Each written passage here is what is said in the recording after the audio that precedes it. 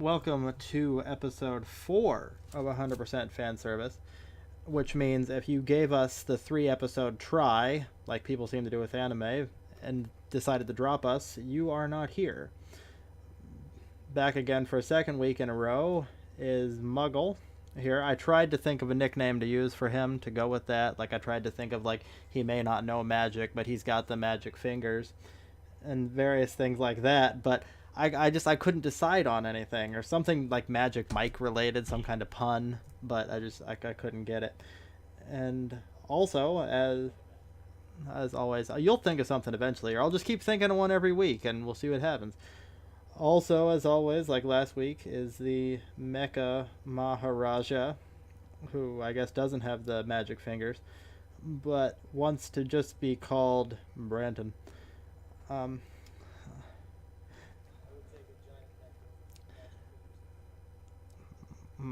and then there is me. I still a 10k Bofa, I suppose. And unlike the main character of Recovery and of an MMO Junkie, I am a neat, but not by choice necessarily. Later in the episode, we're going to talk about. We're going to, of course, cover the news, and then we're going to do what we promised we were going to do last week, the Where the Fuck second season, where we wonder about why the fuck some of the shows we personally want to have a second season do not have one. But before that, we're going to get back into some of the episodes that, for some of the shows for the new season that we continued to watch. We didn't continue to watch all of them, so there won't be as many as last week. And we're also just not going to talk about all the ones that we continued to watch for various reasons. Either we're watching them, but they're not that exciting, what have you, whatever. But before we do that, does anybody have anything they want to talk about? Anything they want to cover real quick? Anybody? Magic fingers, Muggle, nothing?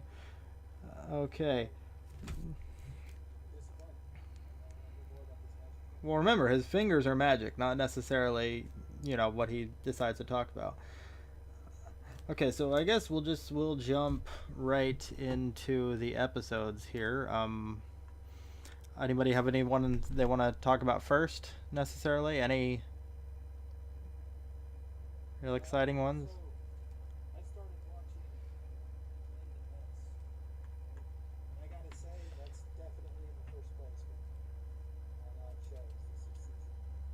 Really, what makes it first place?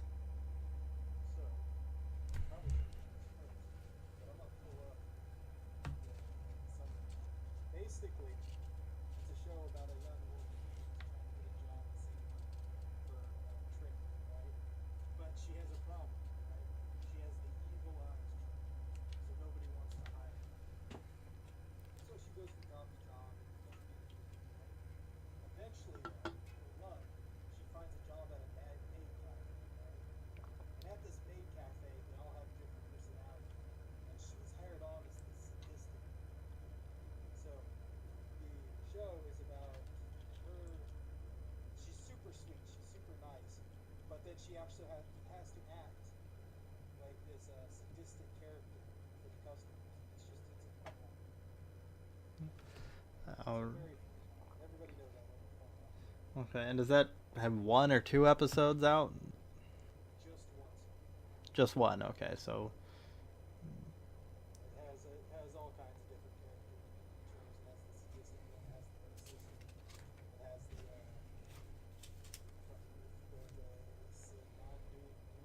Tsundere, I guess that's the way I always say it. I always say Tsundere. That's the way I always say it.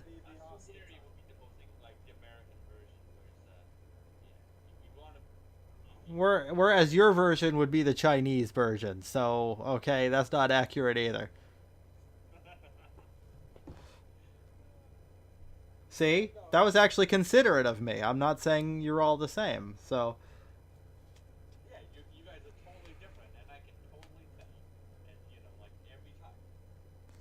well, let's not get into that. But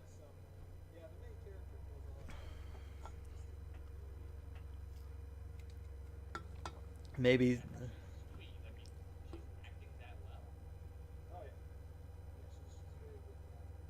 Maybe someday we'll have a favorite Dere kind of segment where we'll talk about which one we like, Soon or Yan or whichever one.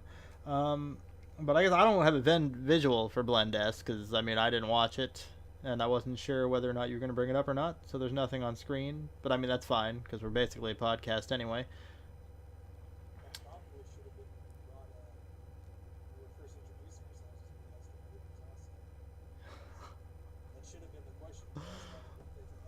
Well, I don't think any of the three of us would seriously pick Ray over Asuka. I don't think any of us have a I don't think any of us have a bandage fetish going on.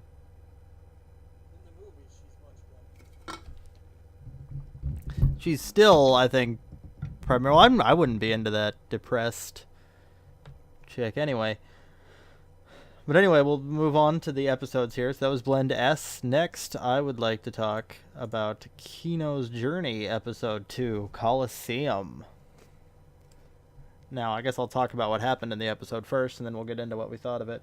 So in this one, Kino comes to the second country, at least that we're seeing, in his journey. And same as last week, this country has something unique about it. Ever since the new leader came to power, there's a new system in place where you're allowed to fight. A bunch of people are allowed to fight in the Colosseum in this tournament every so often, and it's like basically a fight to the death, I guess. Like it's just like the old like kind of Roman Colosseum, where they could be decided, to survive and everything. But for the most part, it's to the death.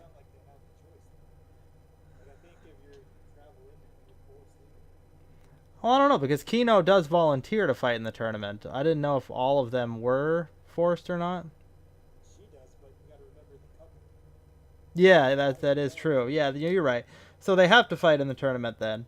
And the thing is, if you win the tournament, then you get to become a citizen, and you also get to make one new law for the country. So it can be whatever law you want.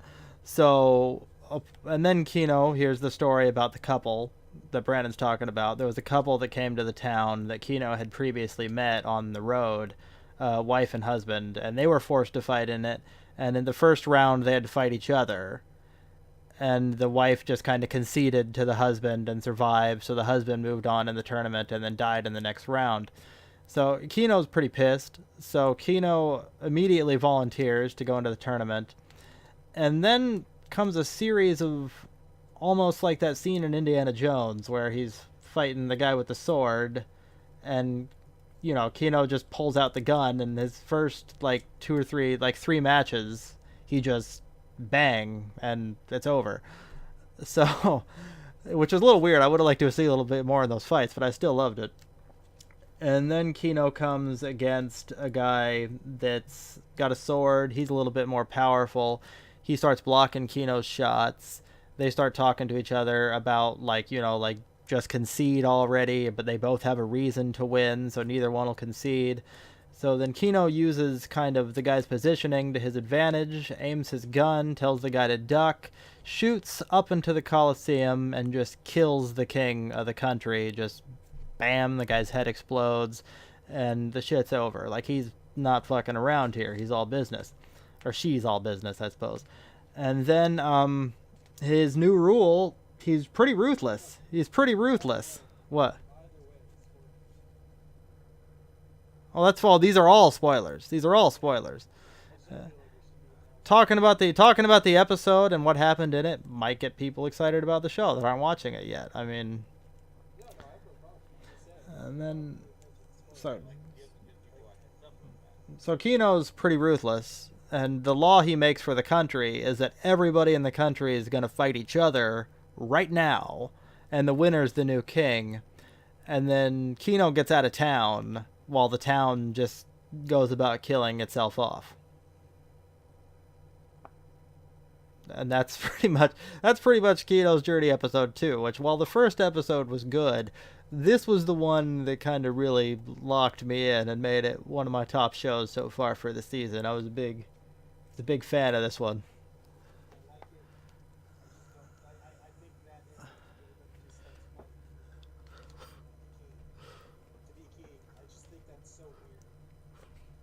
Some people might run away. Who knows?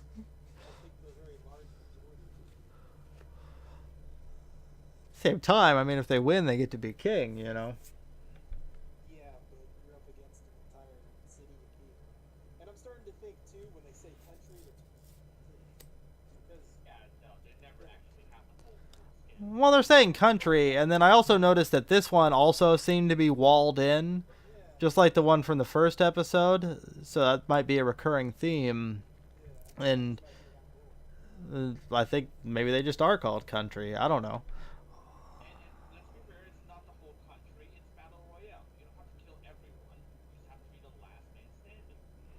Although when I think about when we're looking at when we're watching it on Crunchyroll, I don't know why I'm thinking this, but is the words country in quotes? I'm not sure. I don't. I'm seeing that in my head right now. I don't know, but I don't think so. okay, okay. I think Uh, they, well, yeah, I think they might just be referring to it as a like the countryside. okay. Moving on, I guess we're going to talk about a show that Brandon was not particularly fond of last week. So we'll find out if you liked it a little bit more this week, because I didn't really have a problem with it for the first week, and I certainly liked this week's episode. So we're going to talk about Black Clover, episode 2, The Boy's Promise. I definitely like this one. It was a huge improvement, mainly because we didn't have to hear, the voice actor screaming for every single Well, in this episode, the fight that kind of was in the first episode continues, and while it continues, we see Asta and Yuno's past when they were little kids to the moment where their rivalry began that they were talking about in the first episode. Yuno, as a kid, gets sent off to mail a letter to like deliver a letter, and he gets attacked along the way, and just like what's going on in the present day, Asta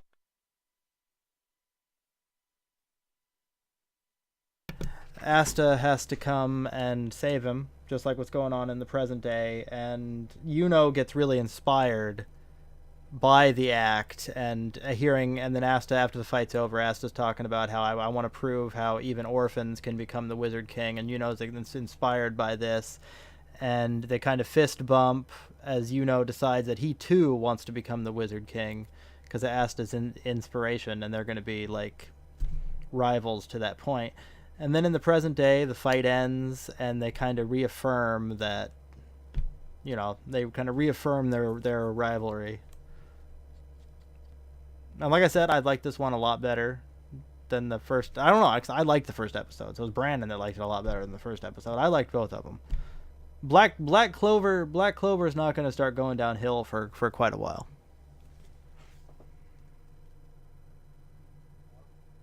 I hope so. But like I I still think it needs to pick up. I think it needs to pick up speed. like I said last week though, Black Clover is in uh definitely a series of hills. It will go up and down. Like it will go up and down. That is for sure. Um, so staying on the Jump shows, I guess we'll go to Soma, episode 2, Ma and La. Brendan, you want to talk about what happened in this one? Sure. Yeah, it's the second episode. Soma's being Soma. He's going around taking things. We're starting to see his plan as it unfolds and how he's going to lead this, massive Chinese restaurant that has a lot of money. So it's pretty cool. Well, he learns a new aspect of Chinese cooking from hanging out with Alice and Arena, and they teach him about Man Law, which has to do a lot with spices. And then he kind of figures out his plan to beat the Elite Ten member, which he's going to use kind of unique cooking method where it's like a stone pot, and he's going to use those to make black pepper buns. And then the end of the episode is him in his cart here that you're seeing on screen. with the Elite 10 members looking at him like, look at this fucking asshole. Like, what's he gonna do? Like, and we're gonna go from there. But as always, Soma is never bad. I was trying to think of how to put it into words about what I like about this show. And the best I could come up with is that everybody always underestimates Soma, right? All the industry people, all the time people. Every single time that he gets fucking I think that's what the aspect of that I like the most about the show. Well, Soma is definitely, he's one of my more favorite main characters in Jump shows. And I mean, or Jump series. And I mean, I love Jump, so that's a high bar. Also announced this week, since we're on Soma, is they announced the voice actor for Azami. Now, usually we don't talk about, voice actors that much on this show. We're not really big into giving the little minor voice actor announcements and everything. But in this case, I felt a little bit different because to me, like, Azami is just such a huge character and such a show I really like. And another reason is because it's going to be the same voice actor that did Aizen in Bleach. So I just thought that was kind of pretty cool. Like, they're both kind of huge dicks, really big villains. I really think it's real fitting. So I just wanted to get that out there because I'm pretty excited about that. I've been excited for this character's arrival for quite a while. Pictured on screen there. So next we got a few more shows here we're going to talk about this week before we get into the news. We're going to talk about Juni Taisen, episode 2, Tricks Both Mongrel and Foul. Now, like I said last week, the book was coming out on Tuesday. I bought the book. I've been reading the book. So I was pretty excited to watch this one, already knowing what was going to happen and everything. They did it a little bit different than the book, though. Like, the way the book goes is it just focuses on each character, and then that one character is the main character from their perspective through the whole chapter. But then they kind of did that in episode 1 with the boar. But then in episode 2 with the dog, he's the main focus of the episode, but then they also kind of branch off and show what other people got going on. They even reveal, like, a big secret. They reveal who blew up the floor in episode 1. You don't know that by this point in the book. You don't know that monkey did it. So in the book they really make that like a huge secret that everybody wonders. Although I guess they don't really say. I guess these people still don't know, but I mean in the book it's still a mystery to you. So unlike the first one, this isn't really a big action episode. This one's more about manipulation. The fight between the dog and the chicken. Because the dog's planning on hiding out in this parking garage and waiting till the end of the tournament. Because the poison that they put on him in episode 1, this guy's a master of poison. His body's already started making an antidote. So he's already beat the poison. So he's just going to hide out till the end. But then the chicken finds him, and the chicken's like, we should just team up. So he agrees to go with the chicken. He's like, I'll just help this bitch, and then I'll just eventually kill her when I'm done with her. So it gets to the point where they're about to fight Boar. They're going to go fight the zombie boar, and they're going to fight the rabbit, and they're going to do all that. And he bites the chicken with this kind of special poison that's going to give her, like, enhanced abilities and everything. And right after he bites her, it's real about manipulation because we find out the chicken's actually been playing him the whole time, waiting to get this bite. And immediately after she gets the power, she just grabs his face and just smashes his head in. And we see the end of the second fight. The dog is gone, and the fight will continue from there. Now, this show just proves, just like last week, I thought to be a lot better than I thought it was going to be. And from reading the book, the next chapter is all about the chicken. That's all I'll say. How many shows do you have that you can say that? I'm getting this vibe that every time that there's a show, something's like See, I thought so too, but I don't know if it'll be like that. I think they might try to swerve you. the first episode was bored. Yeah. I think they might I think they might try to swerve you eventually, and they'll might win. But like I told you, the way the book goes is it switches perspectives. Every chapter is from the next character's perspective. So that's kind of what's going on in the book. Um, as far as I know, there's only one book too. I don't know if there's a second book or anything. I think there's only one. But anyway, this is definitely one of my top shows for the season. That's why we're talking about it, and it's going to continue to be. So we got 3 more shows to talk about before we get into the news. Next, we're doing UQ Holder, episode 2. You can't hate someone you meet naked. I think that's debatable, though. So I definitely think that's debatable. But Think of various reasons way I could. that is... I'll wait before I give my. Okay, but you might be imagining some, like, someone that's a certain type of naked person. That's what we're saying, yeah. That's what we're saying. We're saying that's debatable. That's what we're saying. Well, I think you definitely absolutely can. Because, well, actually, you know what? The episode even disproves it. Because for till the end of the episode, she fucking hates him once she finds out what he is, and she did meet him naked. So, or she, you know what? In the episode, they never really kind of, even at the end of the episode, they've still never clarified whether it's a chick or a dude. So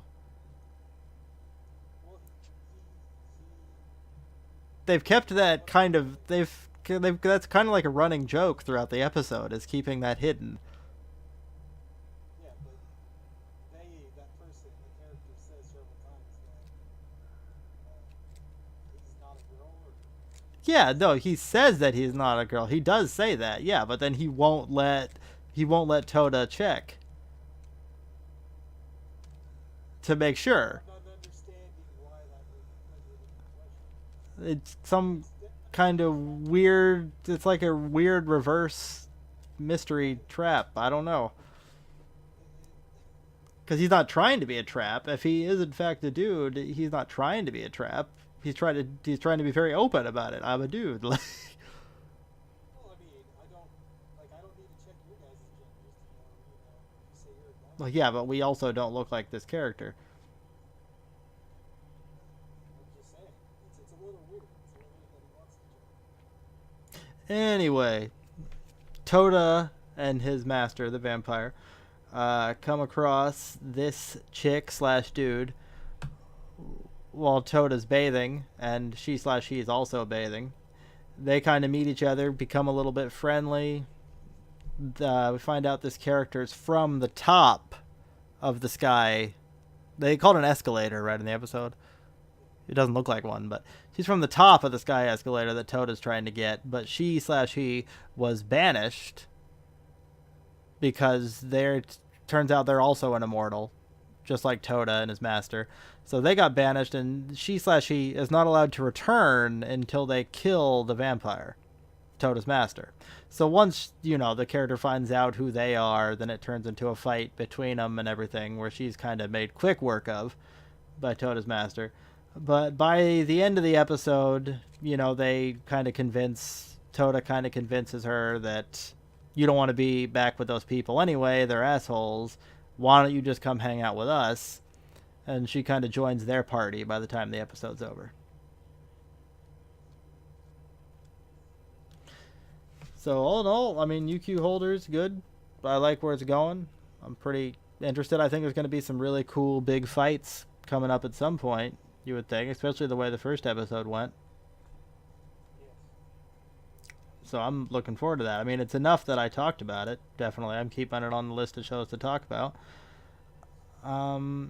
So let me see. Which one of these 2 shows should I do first? Our last 2 shows. Got to think about it. Okay, I guess we'll do this one first. This one's probably the best one. This one's probably the best bet. We're going to do Girls Tour, Episode 2, Bath / Journal / Laundry. So, this episode's basically, it's not real hard to talk about what happens in this one. It's pretty much in the title. We see just like in the first episode, it's kind of a real bleak environment. These girls are trudging their way in. First story, there's a big snowstorm. They're trying to get out of the snowstorm. They end up finding a place that has hot water. Then they take a bath. Second story is about the black-haired girl's journal.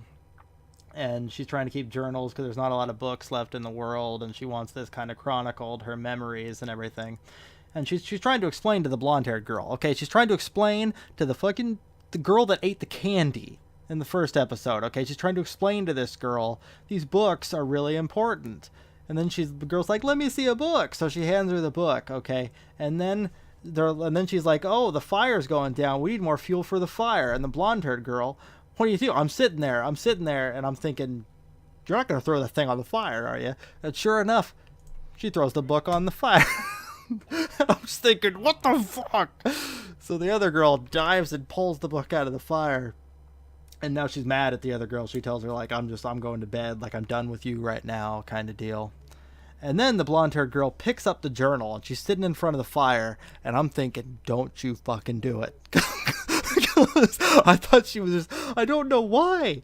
I was thinking, this girl can't be that bitchy. She can't be that big of a bitch. She's not going to toss this girl's journal onto the fire. Luckily, she didn't throw it on the fire. Because the next morning, they're riding away from the facility, and the girl reaches into the bag, the journal's there, and the girl's left her like a little drawing with an apology on it. And my favorite scene of the episode, like, this really got to me. That was real fantastic for me. I loved this one so much more. I mean, I liked the first episode, but I love this one so much more. This really gave it a nice solid spot for me in greatness. I love.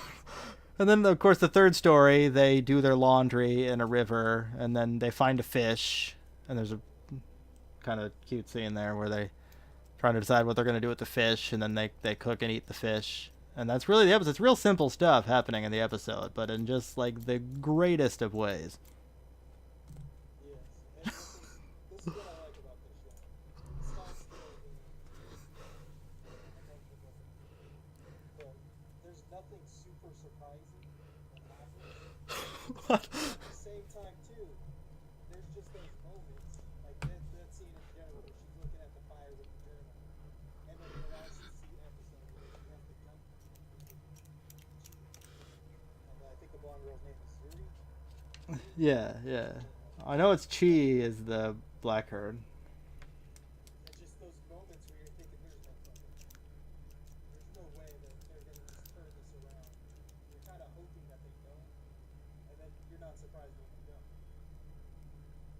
But I keep having this worry that it's going to turn into this thing where the two girls are always not really close. There better be a surprise, because you're saying there's no surprises, but there better be a surprise for me, and it better be that the blonde girl doesn't do something horrific in one of the episodes. That better be, like, not do something bitchy. That'd be, I mean, she's not doing it to be a bitch. She's doing it because she just doesn't understand, but, please. I also think it's important to, I like how they brought up, like, right at the beginning of the episode, like, they're talking about the world around them, and they're joking about how they might be in the afterlife. Yeah. That's kind of the way to say Yeah. it. I really liked, the other two things I loved is I loved the ending, the ED there. Loved that.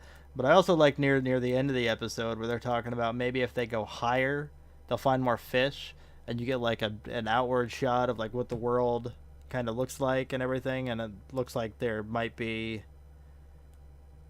something above. Like, to me it kind of looked like in like Final Fantasy 7, you know, they have the plates. The Midgar has the plates. That's kind of what it looked like, something like that to me, and I thought that was really cool. That's exactly what I was thinking too. And I was also thinking it's so weird that they're kind of godlike right before the fish shows up. Well, because when they're looking at the fish, even they say, "I thought only humans were left alive in this world." So they've never seen wildlife, or haven't in a long time, anyway. So I don't know. Great show. Great show. I can't wait. Well, now we're gonna end it on. Even though this is light anyway. This show, despite the environment, we're gonna end it on an even kind of lighter, fun show, and we're gonna talk about My Girlfriend Is a Show Bitch. Episode, I have it listed as episode 2. It should be episode 1, so that's episode 1 there. So episode 1, No, Don't Open It So Wide, Please. That's the title of the episode. No, don't open it so wide, please. Now, this is basically a simple concept to talk about, and that's that the guy confesses to the girl here. The girl says yes, and it's her first boyfriend, so she wants to be as good of a girlfriend as she possibly can. So she goes about that in hilarious ways, such as trying to find out what his fetish is so she can please him by asking him to write a paper for her about his fetish using 40,000 words. And then they got a lot of stuff in the show where she basically thinks that he's like Brandon and is a masochist. So she treats him that way, as you see in the picture where he's calling him a pig and telling him to praise her and she'll punish him. Just, lots of fun stuff like that.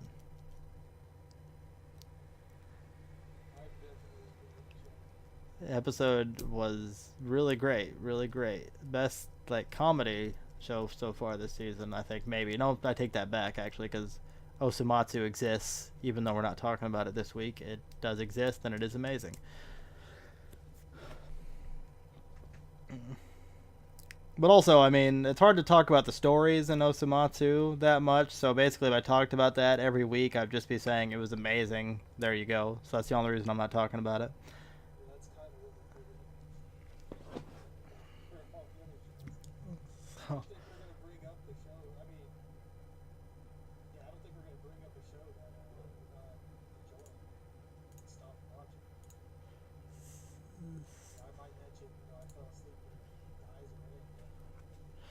Oh, yeah, that's particularly was not that great. I know. So but before we move on to the news, I just want to talk about. We usually just talk about the anime episodes, but I want to talk about a couple manga chapters this week. One, just because it's relevant to what we talked about last week, but the other one is I finally read the Attack on Titan chapter from this month, so I just want to talk about that real quick. No reason to get too spoilery, just I mean, the thing was super hype and.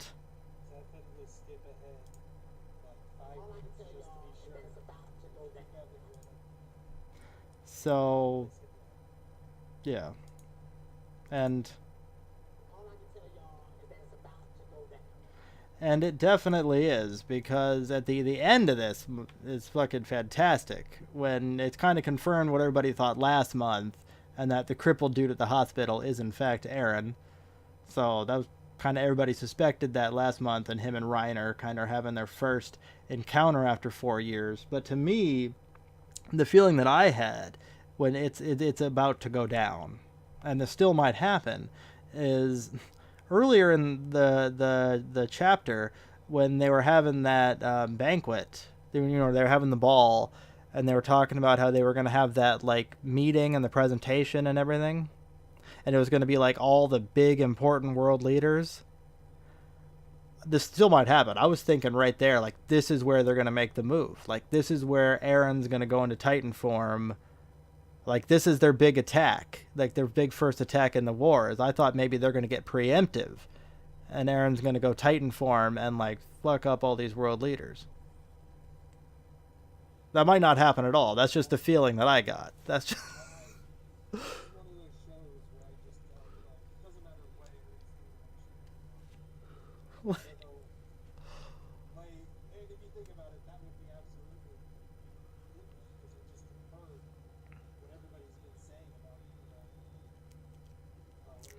Maybe, but the last time the Eldians, but last time that we saw Eren and company, though, they had kind of made the decision that it's us against the world. Yeah, and I definitely want to be here. I think that would be amazing if there's a Attack Titan just wipes the planet out of Britain and says, hey, you guys need Like, it wouldn't necessarily be taking out the people. It would just be kind of taking out the people that are planning to come and take out their island. I think what's going to end up happening is that they're going to wait to hear what they have to say at the meeting, and if they don't like it, that's where they're going to go, okay, well, you guys decided to attack our island again. We're here now. Or we could To show you. go the point. I could go the route though now, where like now after all these chapters about Reiner, that now is his like turning point. Well, seems like he's been kind of on and off the verge of it for a while. There's that whole, like, he has that mental thing, but I think he's pretty much loyal to Harley. Well, yeah. So let's just want to talk about that a little bit because that chapter was hype as fuck for me. I was very excited. It's the first time you've seen Aaron technically, with knowing that it was Aaron anyway, for probably like a year. They Like, release a few preview images for the next chapter. there was, yeah. I'm not going to say anything. All right. There was also some theories that Chinese lady at the party might have been somehow related to Mikasa. So some theories about that. I don't know who's related to who. But the only other chapter I wanted to talk about this week, since I made such a big deal about it last week, and how I was laughing at it. I was kind of laughing at it a little bit, and we talked about, like, this is fucking Jump. This is really weird. This doesn't belong in Jump. The Lycopene the Tamatoy Poodle. If you listened last week, I was so confused by this being in Jump. Very confused. Well, I've since read it, and there's the cover of the magazine there, which, when you see the cover of the magazine, it's even more like, this is a Jump cover? In fact, on the English Jump, on the bottom, and that's probably what it says in blue there on the Japanese one too, but I can't read it, obviously. It's on the English one, it says, yes, this is Jump. like, Oh, I like it. I like it. That's pretty smart. like it's even, Touch with their fan base. I'm like, it's even clarifying. But I will say, this was fucking great. Like, I don't know what anybody else thought about it, like, that happened to read it, that's listening, or anybody. I haven't even looked at the live journal I go to every week yet, but this was great stuff. I mean, the what? Okay, but this was great stuff. This was hilarious. This was a great first chapter. It was so fucking funny. Like, the comedy does not fit, like, the art style, but yet it does, because it's so contradictory to it. Like, there's almost, like, the world's called Cutopia, but there's really almost nothing that cute about Cutopia. Like, they kind of have run into the same kind of problems people in the normal world do, and there's a lot of kind of things, like the little Tamatoy poodle there has diseases and problems, and his doctor says he can't eat sweets anymore, and he's got a bitch of a girlfriend, and, like, you see, she's like a total bitch. And there's a lot of real topical humor in there, like, even a lot of stuff about, like, instant messengers and cell phones, and there's, like, it's a real type of humor that you don't expect when you see these pictures. I mean, I know the way Jump series work. I know the way manga and all magazines work, and this might get canceled after 10 weeks. But as the first chapter goes, I'm fine if this stays for as long as it wants to from the first chapter. So that's my thoughts on it so far.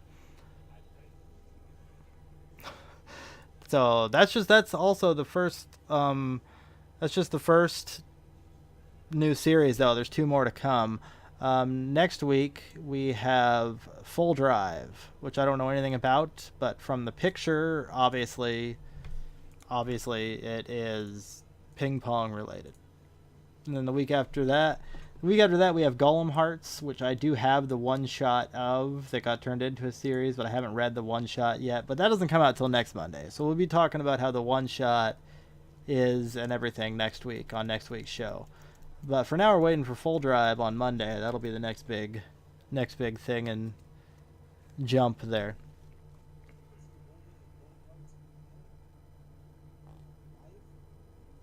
It looks like a pen in that picture. I haven't read the one shot yet. I have the one shot bookmarked, but I just haven't read it yet.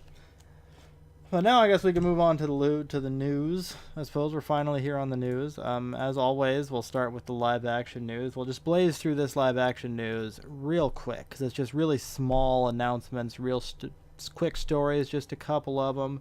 And that's, I mean, this week there was one of those rumors, just like there was a different rumor every week, but I figured I'd talk about it. And that's another rumored director for Akira. Although he won't confirm if he's been in talks with the company or not, which means it's probably nothing that'll ever happen. But it's the director of Thor Ragnarok, which I was kind of a little bit hopeful about it, just because he talked about how he would use Asian actors. Like, he would not be whitewashing his movie. So, but the thing that hurt me, though, is... Well, and also he said that he wouldn't want to do a direct remake of the movie, which worried me at first, because usually that means like, oh shit, they're going to talk about how it's their interpretation, oh fuck, but that's not what it was. He would want to adapt the manga itself. So, there we go.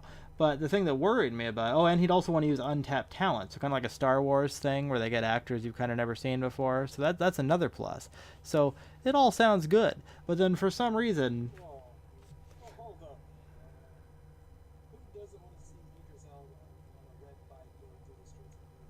Well, I mean, I want to see that as much as the next person. But, I mean, I can never get enough of Idris Elba. But, I mean, the thing that worried me, though, is the project was described... he didn't say this, but somebody else involved with the possible project stated that it was still taking place in a rebuilt Manhattan. So that's where it gets negative for me. And I always just want to say, fuck you, fuck the project. Yeah. My God, if you're gonna adapt the manga, you're gonna use English actors. Why not just make it Tokyo? He does want to use the Asian actors. That's how it's going to be, though. You can't... Well, I mean, from the movie, right? They're going to want to use actors that have done. So, the way I look at it is, right, if you want to keep it in Neo Tokyo, definitely use the Japanese actors. I would love that. Well, Idris Elba fits in any situation or city. And I agree with you. He's in everything. I agree with you. If we were in Neo Tokyo, with a bunch of Japanese actors in the West, I'd be okay with it. Like other movies that came out, in the last couple of years. But, if you're gonna have to use those Western actors, right? Idris Elba, Brad Pitt, your Scarlett Johansson, might as well put it in, Manhattan. You're whoever the fuck plays Light in Death Note, who looks as punchable as fuck. Even if I knew that guy's name, I don't think I don't. Well, hold on, that's something to discuss. But even if I knew that guy's name, I don't think it would be right. Okay, so that was just quick about Akira, and then just even quicker, I just wanted to mention that the Tokyo Ghoul live action movie that we've talked about before will be in U.S. theaters this week from October 16th to the 22nd. So it gets a whole week of showings. So I know I'll be going next weekend at some point to see it. So I mean, if you want to see it in theaters, now's your chance. So that's all for that. Just kind of wanted to get that out of the way and just mention that movie will be out. So back on to a couple pieces of jump news here. I guess I won't talk about the series that got canceled already or anything, so I won't get into that. But there was still another real interesting piece of jump news this week, and that is for this series right here. This actually had two pretty big pieces of news this week, and the first is that they announced the Jump lineup for Festa. They announced the stage lineup for Jump Festa 18, which is the big jump show. That'll be the stage lineup will be taking place December 16th to 17th in Japan, and they got a list of all the jump manga that's going to be showcased on stage. Now, Unisan, Yuragi no Unisan, as you're seeing pictured there on the cover, is one of them listed, and it's the only one on stage. The only one on stage listed that does not have its own anime. So, that means an announcement is probably coming. Now, I can't wait. So, announcement's probably coming on that festival, and it's called Yuragi no Yunasan. And also is Seven Seas Entertainment, and I think it's a U.S. company, but that's launched a new manga imprint for their releases called Ghost Ship, and they got their first two acquisitions for their new label. And one of the first and the two new series that they're publishing, the first two series, one is called World's End Harem. So that's the first one there. I don't really know anything about World's End Harem. Maybe I'll read it at Interesty. I certainly don't mind the cover. That looks just fine. But that's not why I'm talking about this. I'm talking about this because the second series that they're releasing is Yuragi no Unisan. So that's getting a U.S. release. That is getting a U.S. release with the first... I believe the first volume is going to be released on March 6th. So the first English volume of Unisan. So that's pretty exciting. And it's a mature label, Ghost Ship. I know it's weird seeing a Jump series released under an adult label type deal, but Yuragi no Unisan is about as ecchi and fanservice-y as a series could possibly be. It is rampant. In fact, the magazine's got a lot of complaints from parents and stuff about some of the center colors because of how risque they are. So this series is constantly fan service based. It's constantly worked into the story and everything. It's really it's one of the main focuses of it. And it's just, I don't know, it's a really good series. It's really funny. It's been a real popular series in the magazine for quite a while. I hope it gets an anime announcement soon. I'm sure it'll be announced at Jump Festa. If you haven't read it before, go read it. It's basically about the main character is got like this kind of supernatural thing where he keeps getting possessed by people. Ghosts possess him all the time throughout his life. And every time they possess him, he kind of retains their knowledge. So if a painter possessed him or something, then even when he was unpossessed, he'd still have the level of painting that person had. Or like a person that played the piano, if they were like a master piano player, he'd be able to play the piano really good. So all of his abilities come from people that have possessed him before. So he can see the supernatural. So he moves into this house with a bunch of chicks, harem style. And his room, this inn is haunted by Unisan, who she's a ghost. He can see, everybody at the inn can see her, and she's kind of haunted, and she's tethered to his room. So every night, basically, if she leaves the inn, as soon as she goes to sleep, she's automatically teleported back to his bed. So typically every morning he wakes up with some kind of like boobs in his hand or something like that. A lot of that going on. Like typical funny stuff. But she has amnesia. She does not remember anything about before she died. So part of the series is kind of finding out what happened to her before she died, and then all the characters that live in the inn are real unique. Like there's like a chick from like a ninja village and everything like that, and there's a lot of real unique funny characters going on. So it's a great series. If you haven't read it, you should read it. There's a lot of chapters right now. I guess I think I gotta say around 70 something. I want to say maybe low 80s. And I read it, but I don't know the exact chapter number. But anyway, that's great. So that is coming. That is coming. Also, just real quick in manga news, we talked about it before, but Magi: The Labyrinth of Magic ended this week. We talked about how it was gonna end. Well, it did end.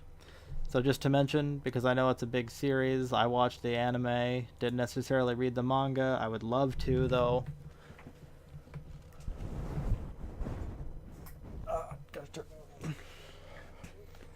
Yes. It started in 2009. The manga started. It has 369 chapters. By April 2016, it had sold 23 million copies. So it's going to end on volume 37. There's no cover yet for volume 37, so I don't have that to show. But this is the cover for the magazine here. Just kind of interesting that it got the cover of the magazine. I guess they don't follow the jump rule. But the jump rule being whenever it's a series final chapter, it doesn't get the cover. Like Naruto's final chapter was an Assassination Classroom cover. So, yeah, it's all about like promoting the future. It's kind of in fact, our Ichiro Oda, there, the One Piece author, I think he tweeted that day on the day of the last Naruto chapter, and it was like, and he was even a little surprised. He was like, well, like, I guess even Naruto doesn't get to break the rule. Basically. I don't know. I don't know.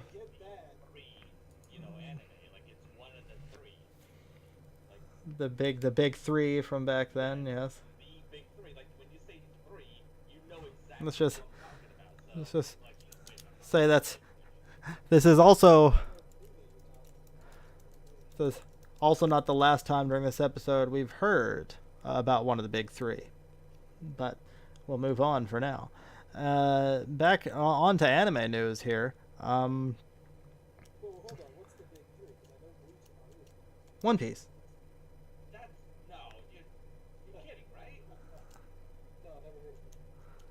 One Piece, the greatest series of all time. Yeah, I think you've never heard of it. I know people will question me on that, but that's the greatest series of all time in my feeling. But now on to anime news. Series that aren't the greatest series of all time. We've got the trailer came out. This real short trailer, just a little teaser. It's not even just like nothing happens in it. It's just a little teaser. But they got a little banner coming out for it, and I didn't really know that these existed yet, so it's kind of a little bit news to me. And that's the trailer for the first of six movies. So it'll probably be like OVA things, like Hellsing and Gundam Unicorn and stuff like that would be my guess, of the Girls Un Panzer finale series. Yeah, so I'm excited about that. The first one's going to come out on December 9th. The movies are going to focus on Winter Battle. It didn't say it was a recap show or anything. It said new. It's finale project. Girls Un Panzer finale project. No, it's... Well, I mean, the banner here, the poster's got the girls from the show. Right here, Girls Un Panzer finale project. Just well, from the poster, looks like it's the main girls. Either way, I love Girls Un Panzer, so unfortunately the game probably won't be very good, but hopefully it is. But I can't wait. I love Girls Un Panzer. It looks like it's like World of Tanks. I've never played that game. Yeah, but like I told you, in the video though was like people like fucking around on a morning show, like not really playing it right. I don't think so. Even though they're playing it for like an hour and a half, it looked like. So whatever the fuck.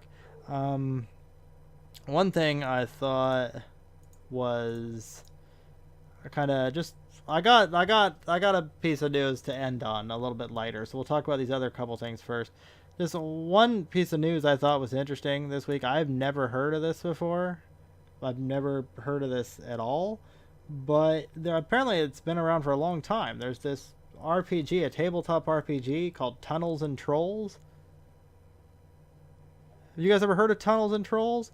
Well, at first I thought maybe it was just a Japanese thing, but then when I was like trying to look for pictures from it, there was a ton of stuff, and it was like American related, and I was like, what the fuck? Because when you look at these pictures here, which you guys can't see yet, because I guess I haven't shown you guys, but they're on the show, is basically what it was announced was it's a long running Japanese magazine called TNT Magazine for Tunnels and Trolls magazine, and they're going to release an English issue of it.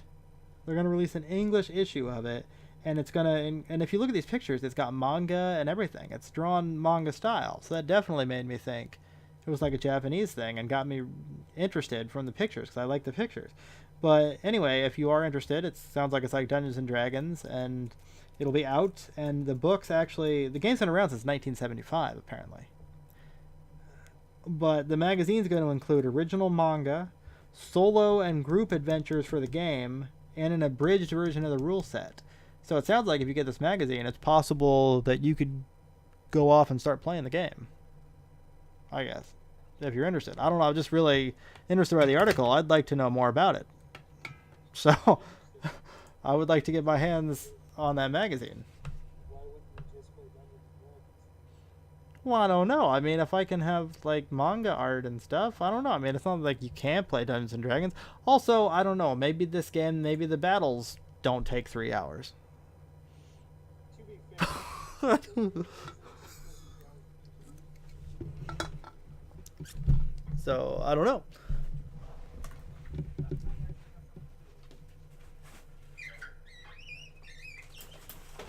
Well, anyway, Whoa! My Trafalgar Law fell off the desk. Little Trafalgar Law pop figure fell off the desk. Now Jet fell. Gotta pick him up too. Anyway, I'm gonna move on here. I guess I just thought that was interesting. I just thought that was a real kind of topical thing to throw out there.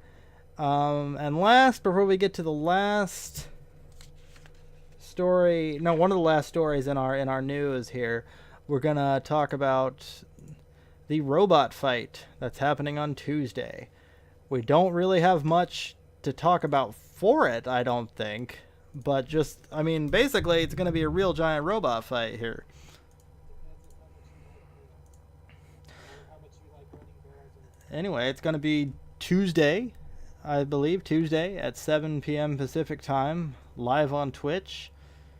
I haven't really seen videos of these robots, so I don't know if it'll actually be cool or if they'll be like slow-moving robots, or if it'll be more like Rock'em Sock'em robot type speed. I don't know. Do they have weapons?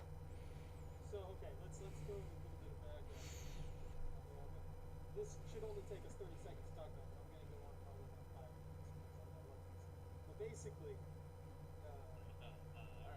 an American company made kind of like a mech,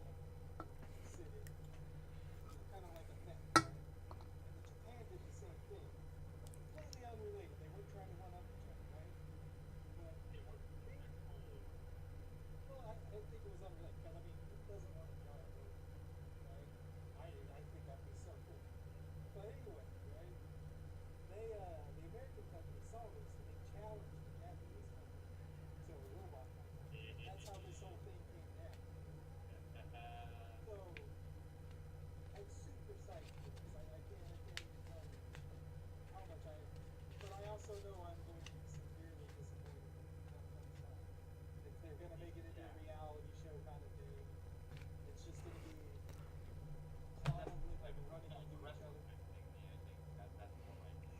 What? Wait, what did you just say? He's talking about how they're going to structure the show. Okay. So I was gonna say, I'll have you know, I'm wearing a Bullet Club shirt right now, the biggest wrestling stable in the world, gigantic wrestling fan. Like, Well, I have so, and robots on there, so maybe we can give them, reasons to fight each other and stuff like that. That sounds amazing. Well, that's the thing. There's going to be pilots in this, right? Which I think realistically, what it's more Sign like this is contract. there's Do going to it. be people. There's going to be people sitting in it while like a team of people control it, like an RC race. Listen, we have NASCAR, which is pretty dangerous as well. We can relatively keep the people safe. I'm pretty sure. as long I'll drive it. I'll sign up. Where do I sign up? Hang on. Where do I sign up? as long as as long as it's never like that Pacific Rim stuff where they need the two pilots, because that's always been weird to me. Well, okay, so I think the Japanese is just the Japanese one. The Japanese needs two.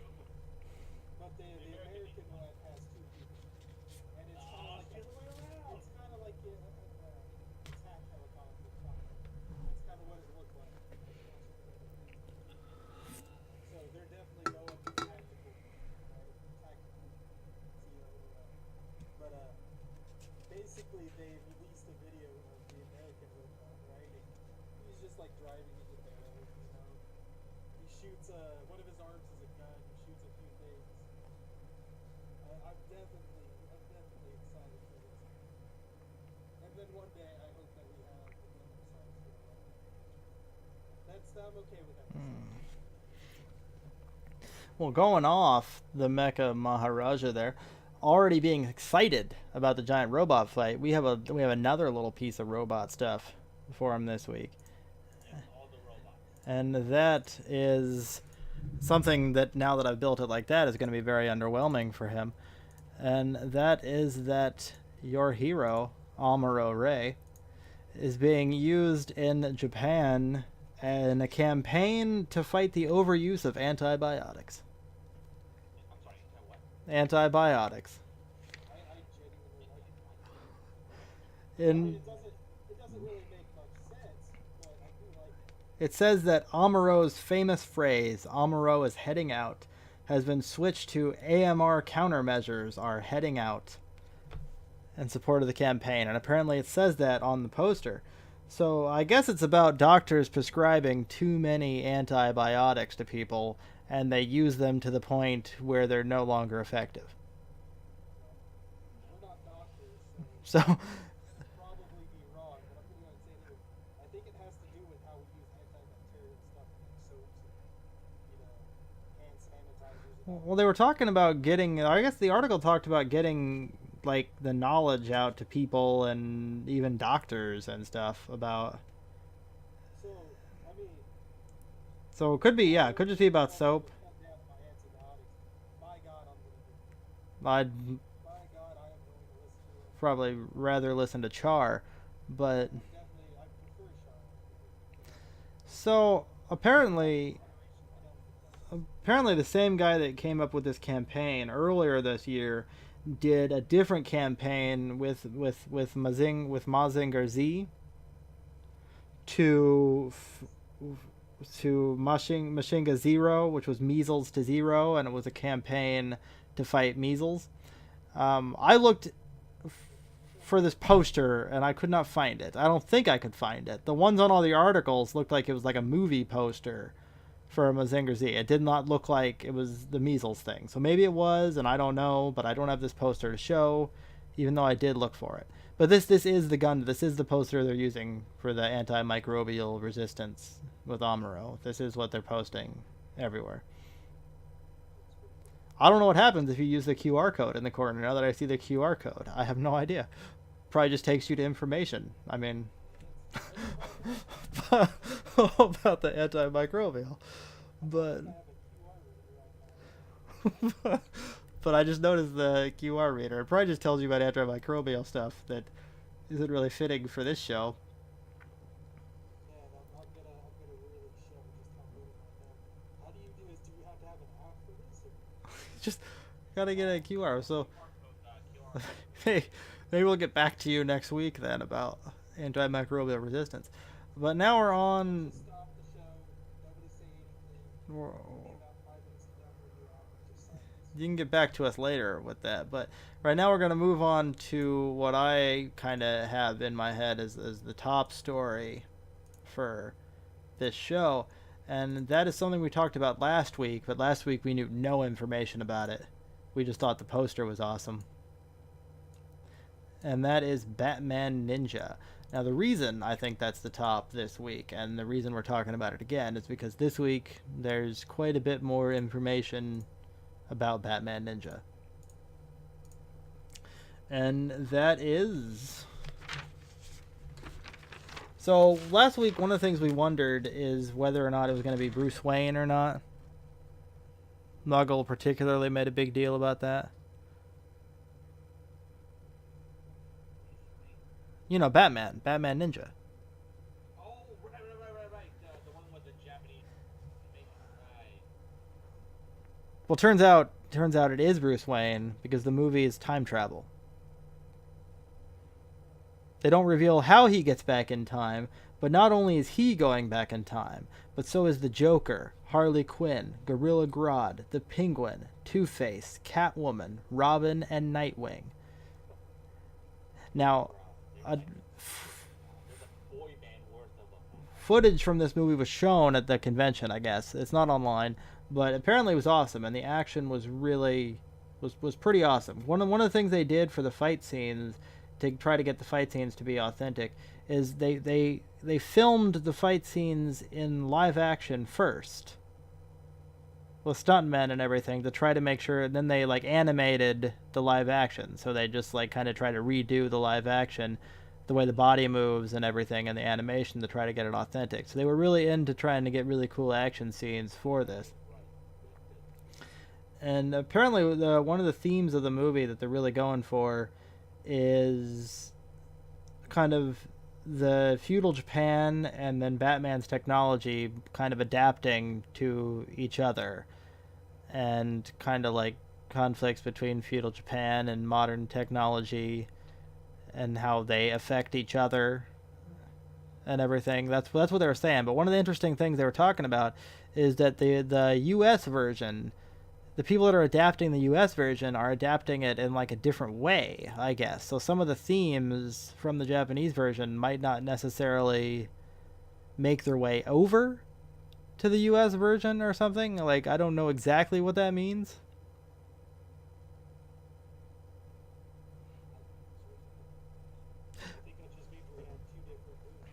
I hope that, see, we got this poster here. We got this poster of Batman looking all cool as a ninja and shit. I hope that when all the villains go back, I hope they kind of get their own little feudal Japanese look going on too.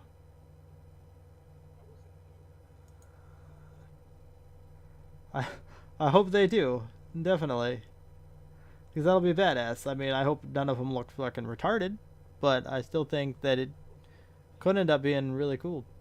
Anyway, that's all for the news this week, I guess, and we'll get on to our featured segment that we talked about last week, and that is Where the Fuck second season.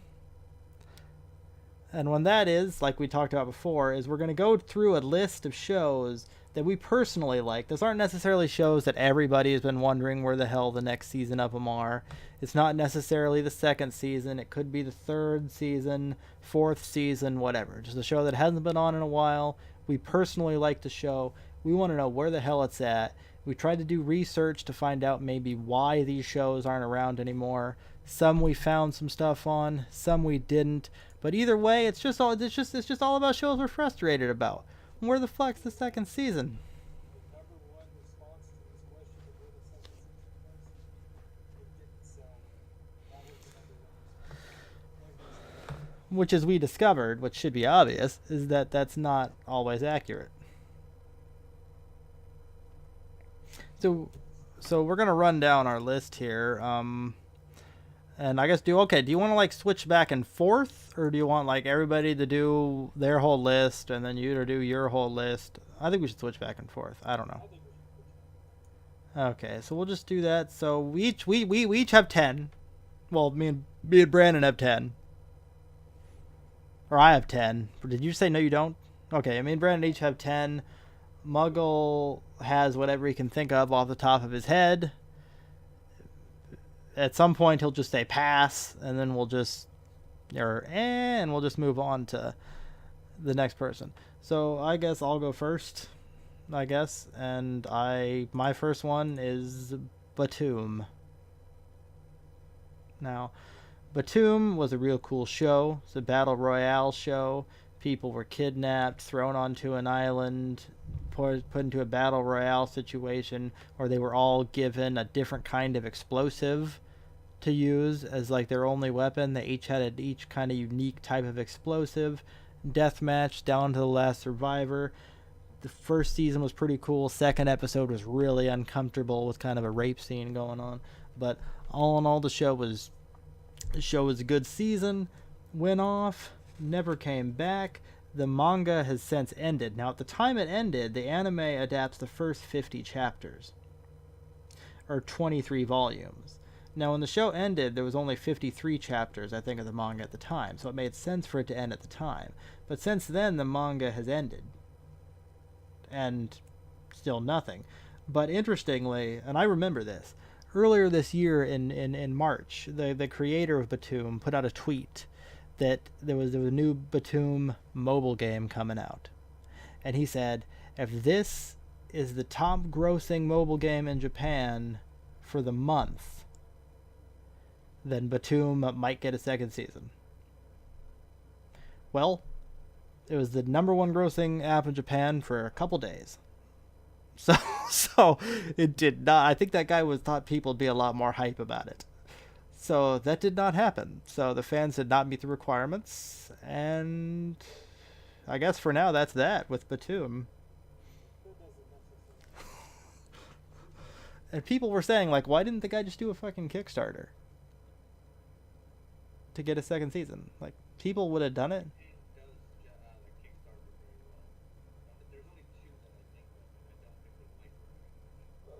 Well, no. Little Witch Academia was originally brought back with an overwhelmingly successful Kickstarter. Was that the American audience though?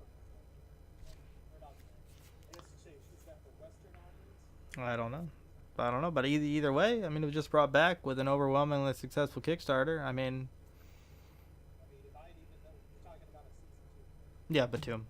Yeah, no, season 2. Oh, no. That was okay, so Well, either way, Little Witch Academia, the first little episode was out, and that was all they were ever going to make. it was on Netflix. And then they did a Kickstarter to make a second episode. And then that's all they were going to make. And then after how successful that was, then they're like, oh shit, we better make a full season of this. If I had known about it at the time, I don't know. Okay, you're first. Triggered me completely. Your first show. What do you got up? Arslan sitcom, right? It is about a boy prince who is trying to get his kingdom back from an invading force that kind of used magic to overthrow his father. So, kind of follows him as he starts out from one night, and then by the end of it, he has an entire army. They're just starting to fight the invading forces and push them out. But yeah, it ended. I want to say it ended after an arc or so. They get his father to defeat them, and his father, realizing the power that his son can gain, is like put to the throne. So he kind of goes into exile to execute his army, and so he goes down south. It's kind of like a pirate kind of arc, and then that's where it ends. So there's plenty of, from what I understand, this is going to go along since something like this, the visual novels. Yes, and not only is the manga, I think, over, but the actual novels themselves have since ended, like within the last month or so, I think. Like the final book was released. Yeah, the final book was released within the last couple months. So I think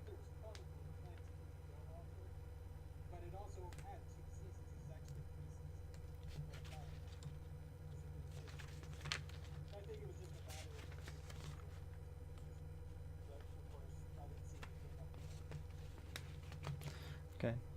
So my second. Well, Morgan, Oh yeah. Do you have one? do you have 10 shows? No. Do you have one show? He only has 2 shows. Boku. Forgot what I told you guys. Boku no Pico. Do you have? What do you got? Tell us your definition. Oh, go ahead. Go ahead. No, but anyway. I think I'm botching the spelling, so I just like. Okay. Okay. But no, Oh. let's just get going. Well, he's doing that. Well, do you have one string or not? No. No. The one that you brought up. Okay. Well, you think about it. You got a lot of time. So I'll move on to my second one. Well, yeah, because I mean we got 10. You know, if you come up with one, you come up with two. You don't come up with any, that'll be just fine. So I'll move on to my second one, and that's one that needs no introduction and no explanation, and that's where the fuck is Bleach at? Where the fuck is Bleach at? Like I know necessarily near the end of the anime, it was having low ratings. But where the fuck is it? I mean, I understand at the time they'd caught up to the manga. I get it. I get why to give it an ending. But since then, the manga's ended. I know the last arc was a complete mess, but it was still alright. It was just written as a mess.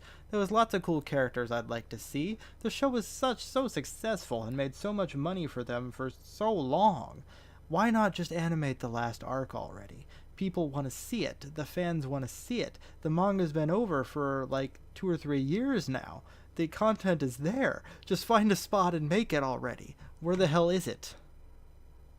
I could have swore it already happened last arc. I thought they rushed it and reanimated. No. They rushed the. Never seen it. Well, see, the manga. He did the last arc. Jump gave him in the manga. Jump gave him a long time in the manga to do the last arc, and he. It's a fucking mess. Like he went off on the story, and then he'd think of like something else. He'd think of like a side story to do with one of the characters, and he'd start that, and then he'd go back to the main story and never finish the side story. And he'd do this over and over and over again, and he was dragging it out, and then eventually the numbers were going down, and Jump told him like you got to cancel this.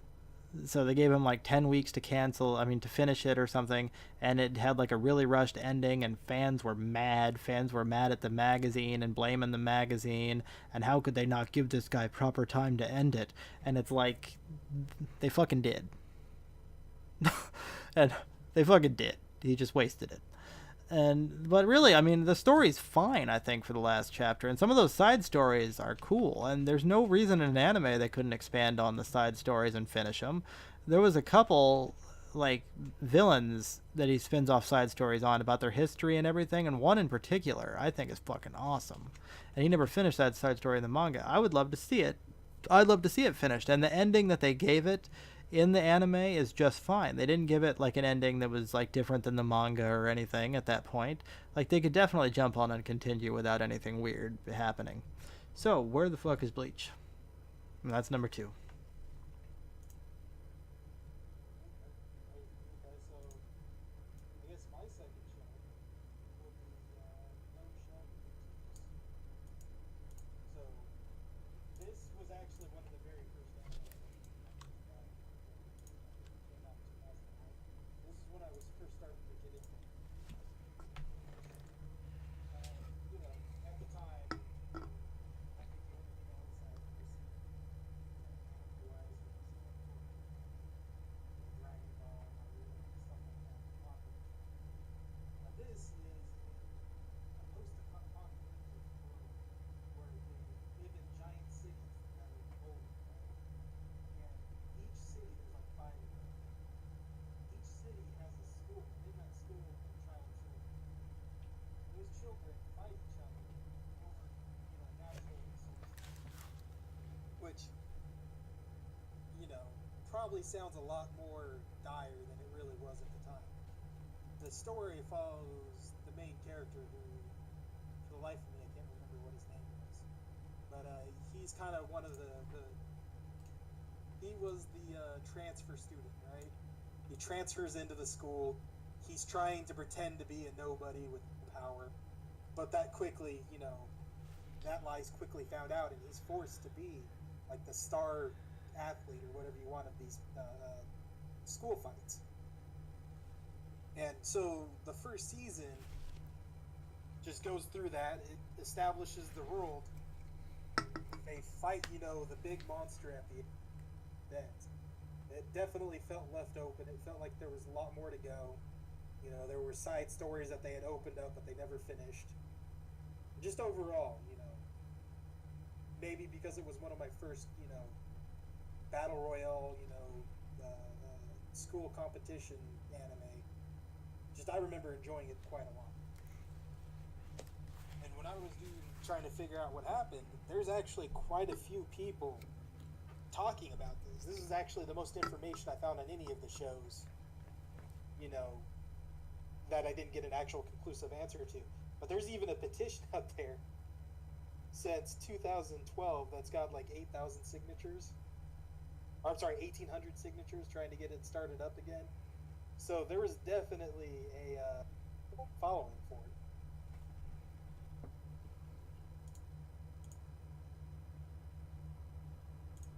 it. Okay, so I'll move on to my next one here. And my next one is kind of the same as Bleach. We're sticking on the jump road, and I am asking, where the fuck is Toriko? Where the fuck is it? I don't understand. That's another show where I know it's not the most popular show, definitely not in America, but I thought it did pretty good in Japan. I mean, the numbers weren't always great on the manga, but it lasted a long time. Jump let it have a real ending. There's a one just like Bleach. The anime ends before the final arc, and it's a long final arc. They could do a lot more anime for this, and the fucking like, I love Toriko. I don't understand, but unlike Bleach, they gave it this fucked up ending that totally ruins the manga, and it's just, it's like, what the fuck? They just pulled an ending out of their ass, basically, for the anime. But there's no reason they can't pretend those last 2 or 3 episodes didn't happen. No reason they can't pretend those didn't happen and continue. The manga's over now. Toriko was definitely popular enough. I mean, it got a crossover One Piece special, then it got a crossover Dragon Ball One Piece special. Like, oh my god, the company believed in this show. What the hell happened? I mean, I know originally its time slot got taken away, I think for Dragon Ball Super. I'm not quite clear on that. It might have been for the return of Dragon Ball Kai, but I'm not sure. But that doesn't mean they can't give it a different time slot. What the fuck? Where the fuck is Toriko? Would you be okay if they did another season and the very first scene is the main character, who I'm assuming is named Toriko, waking up and going, holy shit, I can't believe I just dreamed that. Yeah. You'd be okay with that? Yeah, because those last couple episodes, alright, we're doing the show, but the last couple episodes were fucking garbage. So yes, I mean, if you knew the story and everything, and then you saw those couple final episodes, you'd be like, oh, what the fuck is this shit? I know the story from what you told me. Well, you know just the little beginning of the story and what they hunt, but I mean, like all manga, it's... I don't think it even begins to cover. No, not even. That's just kind of the premise of the world that you know. But, so yeah. Where the fuck, technically, whatever season, where the fuck post episode 120, basically? Brandon, you're third. Again, is there anyone that you want to bring up? Yeah, no, it was Log Horizon. Oh, gee. Oh, man, I wonder how you ended up remembering that. Like, amazing. Because I wanted to. Amazing how you pulled that out. But I agree with you. Where the fuck Log Horizon? Wasn't he like, didn't the author have like problems coming out with, like, he was hoping to finish the final volume by like a certain year or whatever, and he was like way behind? Did he go to jail? You know what? I don't even know. I think he went to jail. I like this dynamic. Let's go ahead and we'll go to my second one. Jake, look up more about Log Horizon. No, I'm just saying, I think he went to jail. Every time it's his turn, he can bring something new and mention it. Just be like, wait, what? I bet it was like it was some kind of like tax thing, and I think he was only in jail for a little bit, if he even was. But I think I think even though I think he's slow bringing out the books, I think that's the one that has more content to it. This book has been a mess. Like I tried to read the manga, and like there are so many different like just editions of it. Like Well, different split offs and shit. Log Horizon's a light novel though. Yeah. Oh, so then the mess of so was it fan art that they did it? I mean, it's certainly Maybe some artists did like manga adaptations of it, but Log Horizon's a light novel. ah, I could probably get you a link to the light novels at some point if you want. But yeah, but there's probably more content to it. As a light novel series I'm going to talk about later has a shit ton more content to it. So we'll do Brandon's third. My third was Ai Yoriyoshi, right? So again, this is going back to my days where I was a student, I was in high school, I was just getting into it. So now that I look back, it's definitely a product of its time and just being overall naive to the whole genre, right? This is a harem show, right? The main character is he's disowned from a family, a rich family, right? And when he was a child, he was promised to marry the main female, right? Whose name is, I think, I think that's how you pronounce it. Never seen it. Yeah. So, in true harem fashion, he finds himself living with her. Wacky coincidences ensue, and then as the show progresses, more and more girls end up living with him, and it just goes down that route.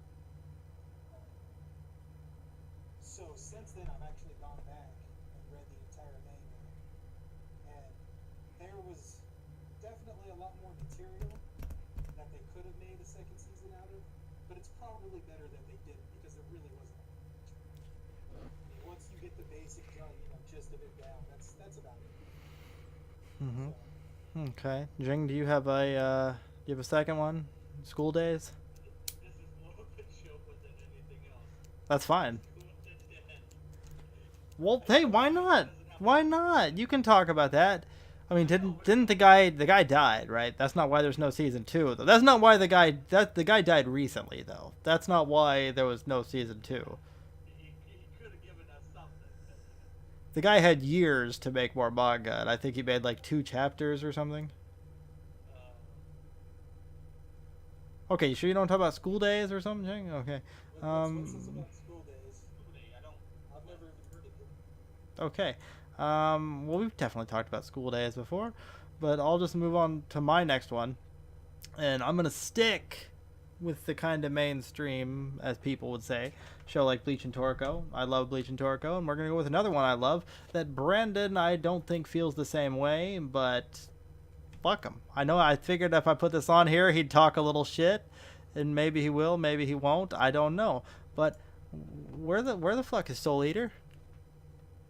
Where the fuck is Soul Eater? I mean, that's another show where they just that's I have an a better idea instead of the second season. Why don't they just adapt the manga instead of that atrocity that last like 10 episodes? that is another show certainly where they just kind of tacked on an ending there. I mean, it kind of ends about halfway through. There's 100 chapters of Soul Eater, I think, maybe a little over 100, and there's a lot more. Like the point where the anime ends is just a halfway point. Like the bad guy that dies in the final episode, I don't even know if he dies there or not. Like there's a lot more Soul Eater than what I had in the anime. And Soul Eater, I mean, even today, in like stores everywhere, you see Soul Eater merchandise. Like people love Soul Eater. Where the fuck is Soul Eater? I mean, it's really good. I really loved all the action scenes in Soul Eater. I love all the characters in Soul Eater. I like even a lot of the minor characters, which I think in the manga you see a lot more cool shit with the minor characters. Definitely. I believe. And it's definitely, I mean, if you like Soul Eater, you should definitely jump on that manga, because there was a lot more story to tell.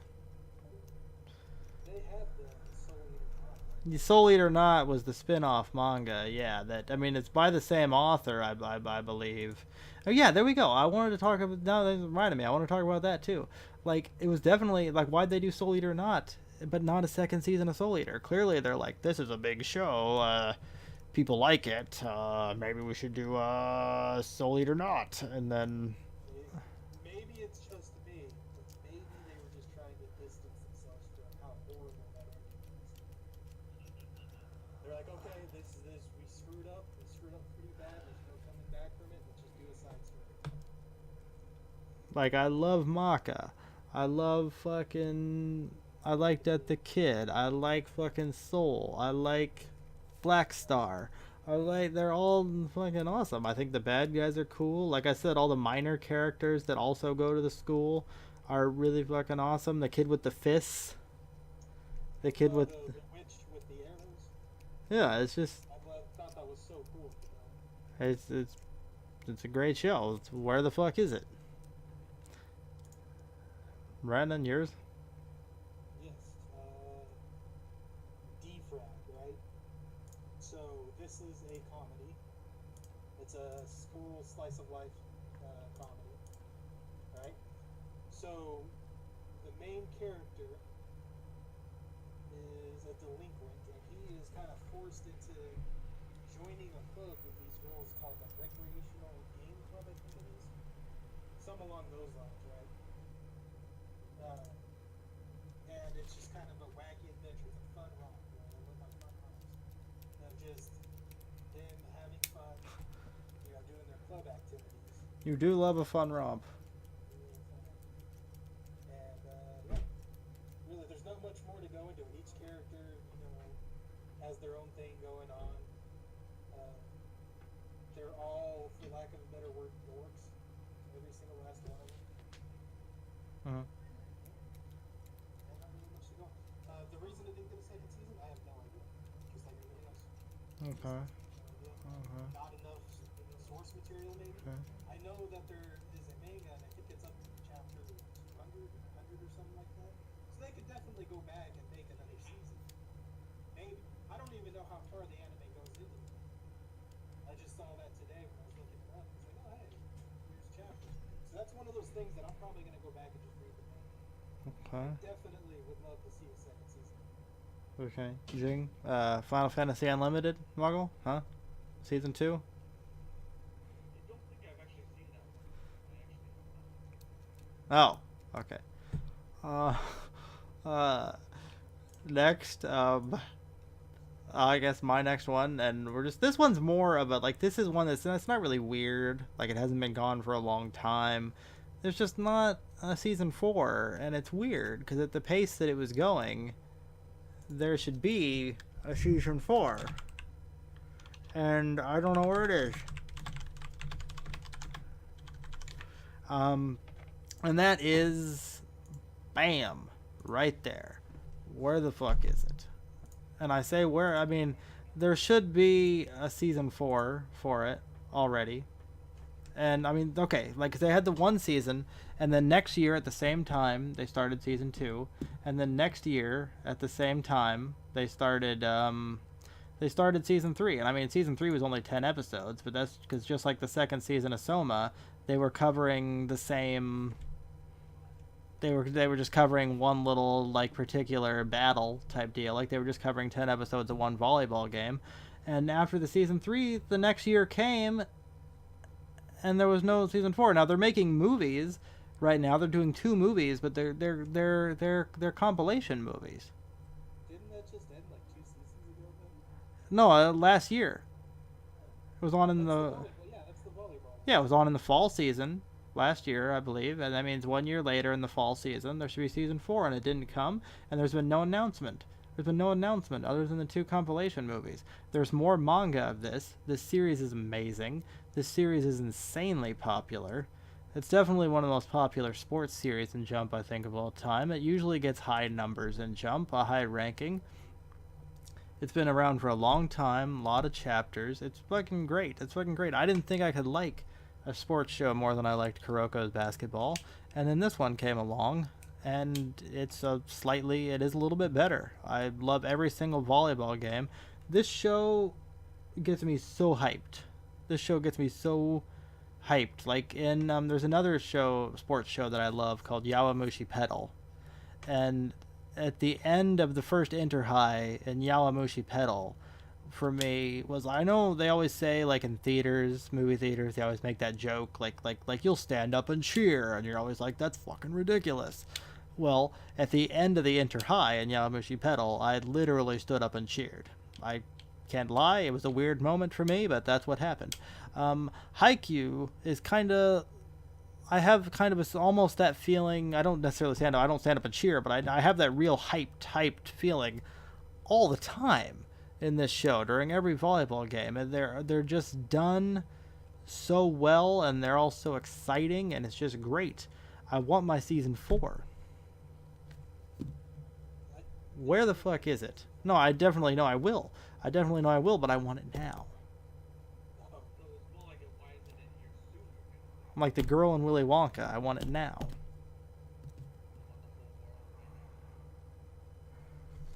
Listen, she like turned into a giant blueberry, and that should show you like the fear. No, I think the girl that wants it now goes through the chute. Like she wants the golden goose.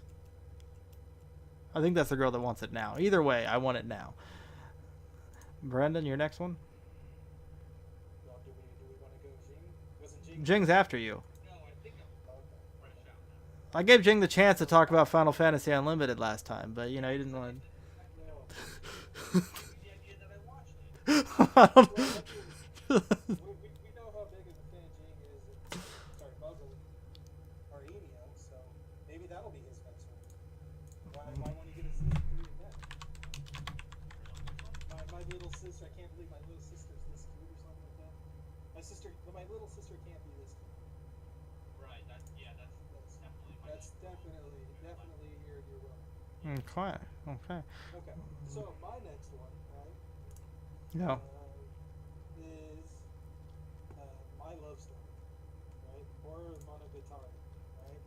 So basically, this is one of those shows that it doesn't need a second season, but I just want to watch another season of what happens. It follows a couple, Takio, which is this. They're both stereotypes, right? That's the best way to put them. They're both, Takio, the boy, he's this giant man, and he's manly. He's a hero. He saves people. He's always he's a total fucking he's the wingman. He's a cool guy.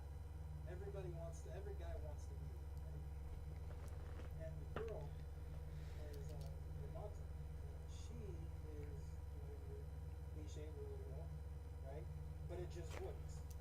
It's a lot of fun. It's about their relationship. There's not a lot of drama, but the drama that they do is interesting, right? There isn't like it's really good. Well, As for why there isn't a sorry? no, keep going. As for why there isn't a second season, like I said, it ends at a pretty good point, but I just want to watch a whole another 24 episodes. Okay. I really enjoyed it. Well, I mean, if you are interested in more, I mean, there's a live action. I've seen the live action. Okay. Just wanted to make sure there. That's actually where I've come up with my stance on live action shows, is because of that one. Okay. So my next one, unless Jing has one ready, I mean, I don't know if he does there.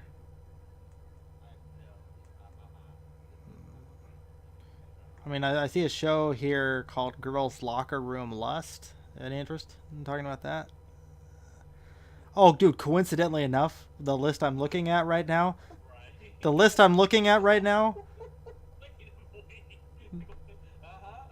Final Fantasy Unlimited is right underneath it,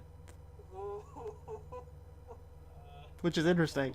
Okay, now, My next one, I guess, since Jack hasn't thought of any. No, this is a show whose first season was 11 years ago. People loved it. People really loved it. I mean, people would love a second season. And that's, where the fuck is Black Lagoon? Where the fuck is it? I mean, this one actually has an answer. This isn't just me wondering what the fuck. And that's that if you look for content for the manga that goes past the show, you'll find hardly anything. This guy has been incredibly slow about writing Black Lagoon, and in the last 10 years, there hasn't even been enough content for a second season. Which is weird, because when you got a big hit like this, and people love it, you'd think you'd want to write it. A lot of it, but it didn't happen. But Black Lagoon is a really good show. Like, if you've ever seen... How do you pronounce it? Jormungand, the Jormungand or whatever. If you've ever seen that show, Black Lagoon is the same kind of style as that. I don't know if it's by the same author or not, but it's the same kind of style. Only I think the ending to that show is complete shit. So if you want a show that's got that same kind of style, but is, I don't know, to me better, and with a better ending, you watch Black Lagoon. It's really cool. The action's really cool. It's got a real kind of gritty style and everything. It kind of reminds me of a lot of the late 90s type anime. It's a really good show. And I know they had a little like OVA series or something for one of the characters a few years ago, but that's still not a second season. That's still not more Remy.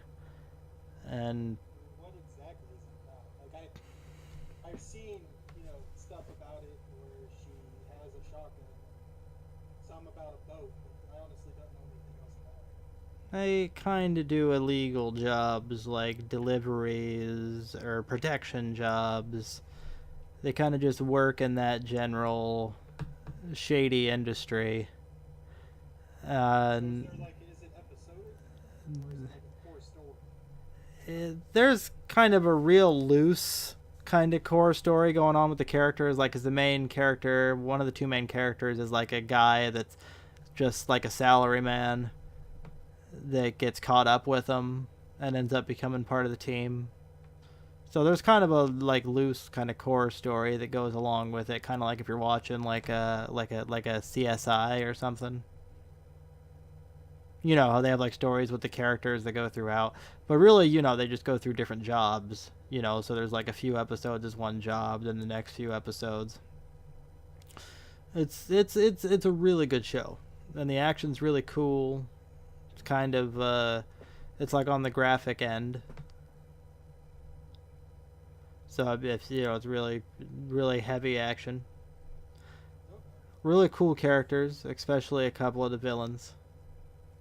Revy is the Revy is awesome, yes. main chick, right? Yeah. Revy's pretty awesome. Okay. She's kind of a bitch though. She's not the typical heroine. she's not your typical heroine. Okay. Like, she kind of has like a Laura Croft look kind of going in the picture with her two pistols and everything, but That's definitely what I was thinking. they'd be all kind of complete contradictions of each other, I think, in a lot of ways. So, but she's kind of really hardcore. So next, Brandon. Yes, so, Grimgar of Ashen, or excuse me, Grimgar of Fantasies and Ash. Alright? So, actually, I think this is one of those anime that was just created to kind of boost the sales of the source material. But, I really hope that's not the case.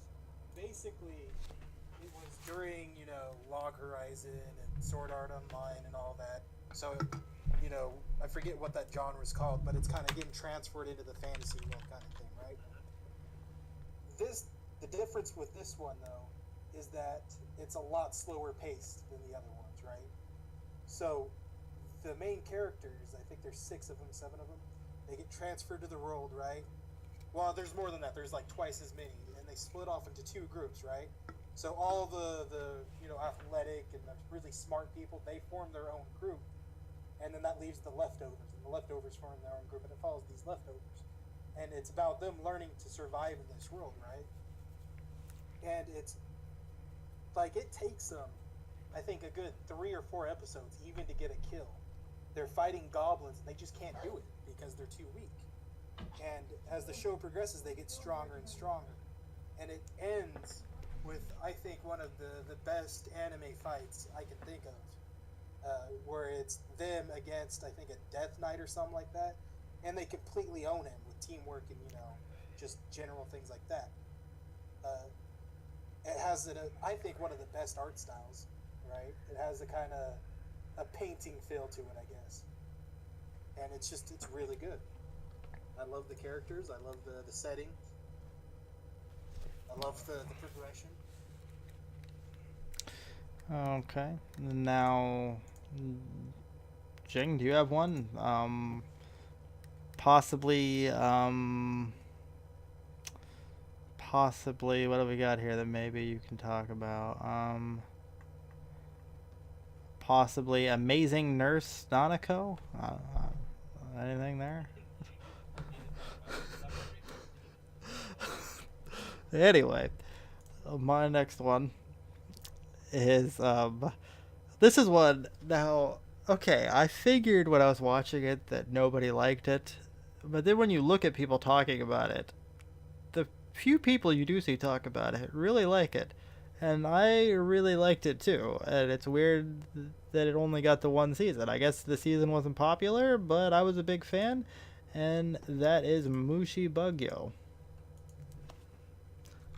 This is a shonen show about a dude fights giant bugs with his cool team there, and it's fucking awesome. I mean, it's got a real kind of simple story to it, but the characters are cool. It's fun seeing him fight all the giant insects. It's kind of just a fun, cool show to watch, and it's confusing to me that this didn't get a second season because, like, the manga was around for a long time. I mean, this show was on quite a few years ago, and the manga just ended this year at some point. So the manga went around for a long time. It was really popular. There's none translated of it. Every time I've tried to look on the internet for translated chapters of this manga to continue, you can't find anything that goes past like chapter 15. It's very disappointing. And I mean, the ending of this show, I think even Brandon would like it. The ending of the manga, I mean. The ending of the manga, because it's a harem show where all the girls win. Well, From what I believe, okay, this is what some people were speculating, because obviously we can't read the last chapter because they don't won't fucking translate it. But what people were speculating that were looking at it was what it looks like is in one of the last chapters of the manga, it looks like all the girls that are part of the harem are all standing there, and they all have a kid that I'm assuming was possibly fathered by our main character. okay. I'm not sure on that. I'm not sure on that, but That definitely would fill my main problem here. It would definitely solve that problem. I don't know. This is just a really fun show, and you've certainly seen worse shows get second seasons before. So why couldn't this one get a second? It's confusing. Brandon, on to your next. Let's see. So, Outlaw Star, right? My next show is Outlaw Star. This is again a show from like the 90s, may have been early 2000, and this was again, during the tsunami, right? This came out right after or during Dragon Ball's height. And this is actually one of the shows that got me into sci-fi, which eventually led to mecha. So this has a special place in my heart. But Outlaw Star, it is sci-fi meets Western meets Chinese mysticism meets fantasy, right? It is just this great fusion of all of them. It follows the adventures of the main guy, Gene Starwind. He's the guy with the red hair, and his partner, I think, Gil. Yeah, the Gil, who's kind of like the business, and they get more crew members as they go along. So I think everybody here has seen Aisha Clan, which is the kind of the original Catgirl chick, right? She's brawn over muscle kind of character. There's also a samurai character who I can't remember her name at all, and then kind of the main heroine, Malfina, and it's just this great fusion of all these different genres that just plays out really well. The show ends at I guess a good stopping point. You just kind of are left wanting more. That is not a good point. I mean, should an ending be satisfying to you? It was a satisfying end, but it's just one of those shows. Well, I remember it being a satisfying end. It's been, Hey, as a decade, I think, since I saw the ending. Timothy Oliphant says in Girl Next Door, always keep 'em wanting more. Yeah, exactly. I could. It ends the storyline that they start, but it doesn't end the story. If that makes sense. It leaves the world open for new adventures. So they had plans to do a second season, or I think it was an OVA, and Well, it belongs here, so I think it's the more at well, right? yeah, exactly. It had plans. It didn't happen. Thank you for jumping to the end of the story. So Obvious. basically, they had plans for a second season. They even had a character who is kind of the antagonist. He's not a villain, but he's an antagonist.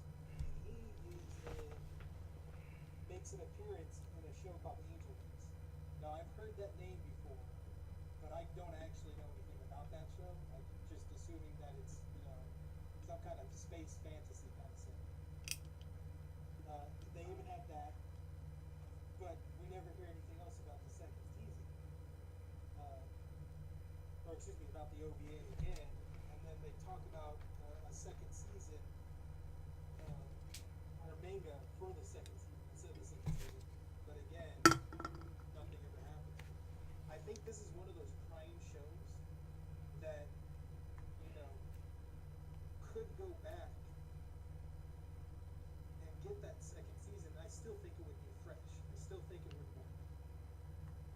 Because there were a lot of ideas that they touched on I haven't seen very much of since. Well, I know it's a classic, and I know it's a lot of one of people's favorites. And But I'm just saying, I just know it is. And now Jing, But there's a butt coming. no, there's not a butt coming. But there might be a butt coming in Jing's next series, which I'm sure is Bible Black. Now, no, no. I was gonna mention that one too. But That is quite disappointing. The art style is actually not too bad, considering the genre. I've certainly seen some terrible animation. That's actually not too bad. no. Hopefully, you'll get another season of it someday. Now, my next one. What? What he said? Jake, do you have another one in there? Yes, World Trigger, actually. Now that I remember, World Trigger is one that's like, this is one where I've actually continued reading it in manga, and I never touched the anime again. But they still have a second season. Why? Come on. Well, There's so much more action. The show just gets so much better. I can maybe. Expands on it. No, go ahead. Go ahead, talk. No, like, yeah, it was just, it expands on it so much more and touch on various things that, like, like, say, for example, like, the character that helps, well, the secondary main character that helps out the main character, you believe him to be overpowered and everything else, and they explain to you that, brawn isn't everything, that tactics really wins in the end, and they show that, like, throughout, and but we don't get to see that in anime, when they animate the fight in detail, like, instead of watching it in panel by panel. I don't. I definitely got that sense though from the show. Like when Yuga, right? Yugo? Mhm. The overpowered character, right? Well, I'll get into what I don't know in a second. For sure.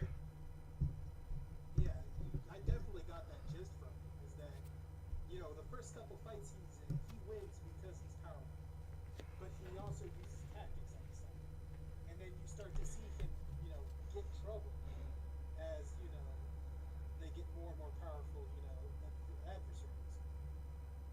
So But yeah, no, this was gonna be on my list, but I didn't have it. so the reason I don't know, and partially the reason there's not a season two, even though there is still a few fights in the qualifying stuff after where the anime ends. The manga still does have a few more fights after that in the qualifying. Is that I can't remember that was the last time that there was a chapter for this. It had to be at least a year ago. That went on hiatus. It's mysteriously gone. I think about it sometimes. I keep waiting for it. It just hasn't been around. That's the reason why there's been no season two. The manga hasn't been around for a long time. Yeah, so So why hasn't it been around? That's the point. I don't know. It's probably like a health problems thing. I don't know. I'd have to look it up. I mean, I know at the end of the show, of the anime, they have a message saying that they would be back eventually. So Even to be eventually, continued. The everlasting yeah. damage. it pretty much said that. Yeah, it pretty much Just like said, hey, we're going on hiatus, but we are gonna be. yes, maybe someday we'll get another Hunter x Hunter season too. But uh, No, our grandkids will, but we won't. you know, is that on any of our lists? well, no, but that's because I know he's got the back problems, and there's like 7 chapters like every year. But I don't Oh, well, like. this could be Bing's next one. Hunter x Hunter. We kind of already answered where it is all the time. So So one day I will get past. so Episode 100. so one of my final shows is slice of life comedy. It's one of my favorite slice of life comedies. It's hard to even talk about what it's about because it's just a slice of life comedy with different hijinks or whatever going on. And that is The Pet Girl of Sakura So. Now, it's hard to talk about it other than just to say where the fuck's the second season. I mean, everywhere you look, you see people say, like, oh man, they said the season's coming in, or oh man, they said the season's coming in. And it's been since last episode aired on March 26, 2013. We've been waiting. It's a really great show. Real kind of heartwarming. A lot of stuff going on in there with the characters. It's funny. All the stories I think are pretty good. I don't know. It's just a show I really like. I don't really have much to say about it. I want a second season. So what's the premise here? Like, They're kids at like an art. They're like a dorm, and they're all artists, in different degrees. okay, And it's just it's like a slice of life show. Just stuff happens. okay. Is there something to do with pets, or is that just purely in the title? So she's just a pet girl. I mean, it starts with like stray cats and stuff, and that's how he ends up being in the dorm. But it's a great show. I know I'm not saying much about it, but everybody just trust me, it's a great show. If you watch it, you should love it. But that's just a real quick one for me. I mean, just want to get that out of the way, Brandon. Chivalry of a Failed Knight, right? So, this is the second anime in the season where they had the two flame princes that get transferred to a new school and they fight in a school battle, royale kind of deal. This is the other one. The first one being Asterisk War, right? Asterisk War was a fucking mess. There's no going around that. Which is actually kind of weird because that did get a season 2, didn't it? Well, yeah, okay. So I was gonna bring that up. That's one of my main problems. I when I started looking into this, I was thinking, why did that get a season 2, but the much better Chivalry of a Failed Knight not? That's actually our new segment. Is like, why did this get a season 2? Honestly, I didn't even That- finish that the could first be- season yeah. of That Asterisk could War. be a future. That list will be much wider. I watched already have my number one show for that. I watched the first few episodes of Asterisk War, and I didn't finish it. So, okay, I made it to season 2 of Asterisk War. Well, no, I'm not even going to talk about it. Fuck that. Okay, so, this one, right, same premise. Flame Princess gets transferred to a new school, and she fights in a battle royale, while the main character, is struggling with whatever, right? Now, what set this one apart is the main character isn't fucking obnoxious, right? he is called the weakest one, right? And everybody always underestimates him, but yet he always comes out on top. I like the fights, especially the last fight in this is one of my favorite fights.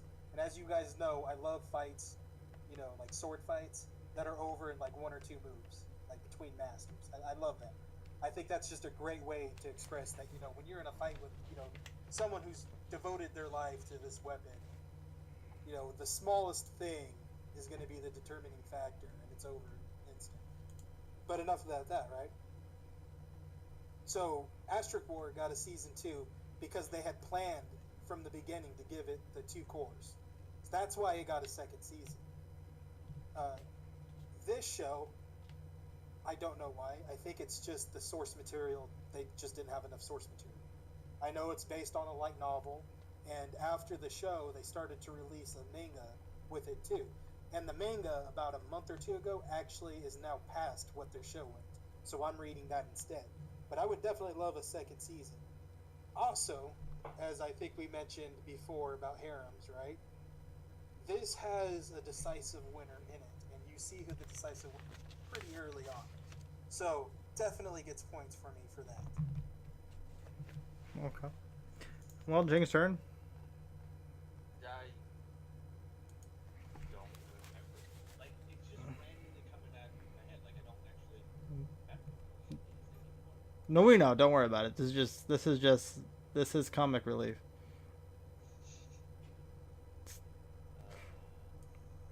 But no, I got that. Okay, that's fine. That's perfectly fine. You want to bring up, like, Charlotte? You want to bring up Alno Zero? I don't even. It's just fine. So now I think we'll talk about. We'll do it. We'll just do it right now. We'll talk about Excel World. No, I thought we were going to save that one for last. We'll do Excel World. That's the visual I got up next. So we'll just. Oh, that's fine. So do I. We'll do Excel World, and so Excel World. What the fuck?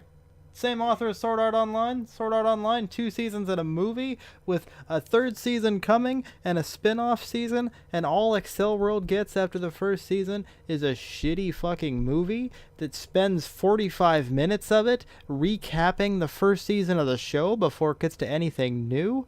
And then the stuff they have, the new stuff in the fucking shitty movie, is stuff that apparently you can only understand if you read the books, which I understand because it was confusing. The movie was confusing. Where the hell's a real 2nd season?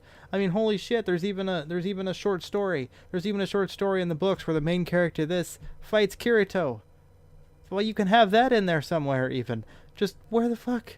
I want Excel World. I kind of assume they're saving that for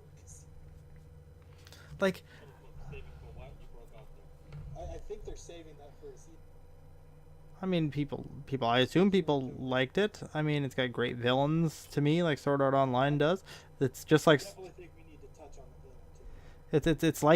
it's like Sword Art Online, only instead of an MMO, it's more like a fighting game type environment. It's only no one you don't die. If you die, you just have your memory of the world erased, and you lose the little special power it gives you.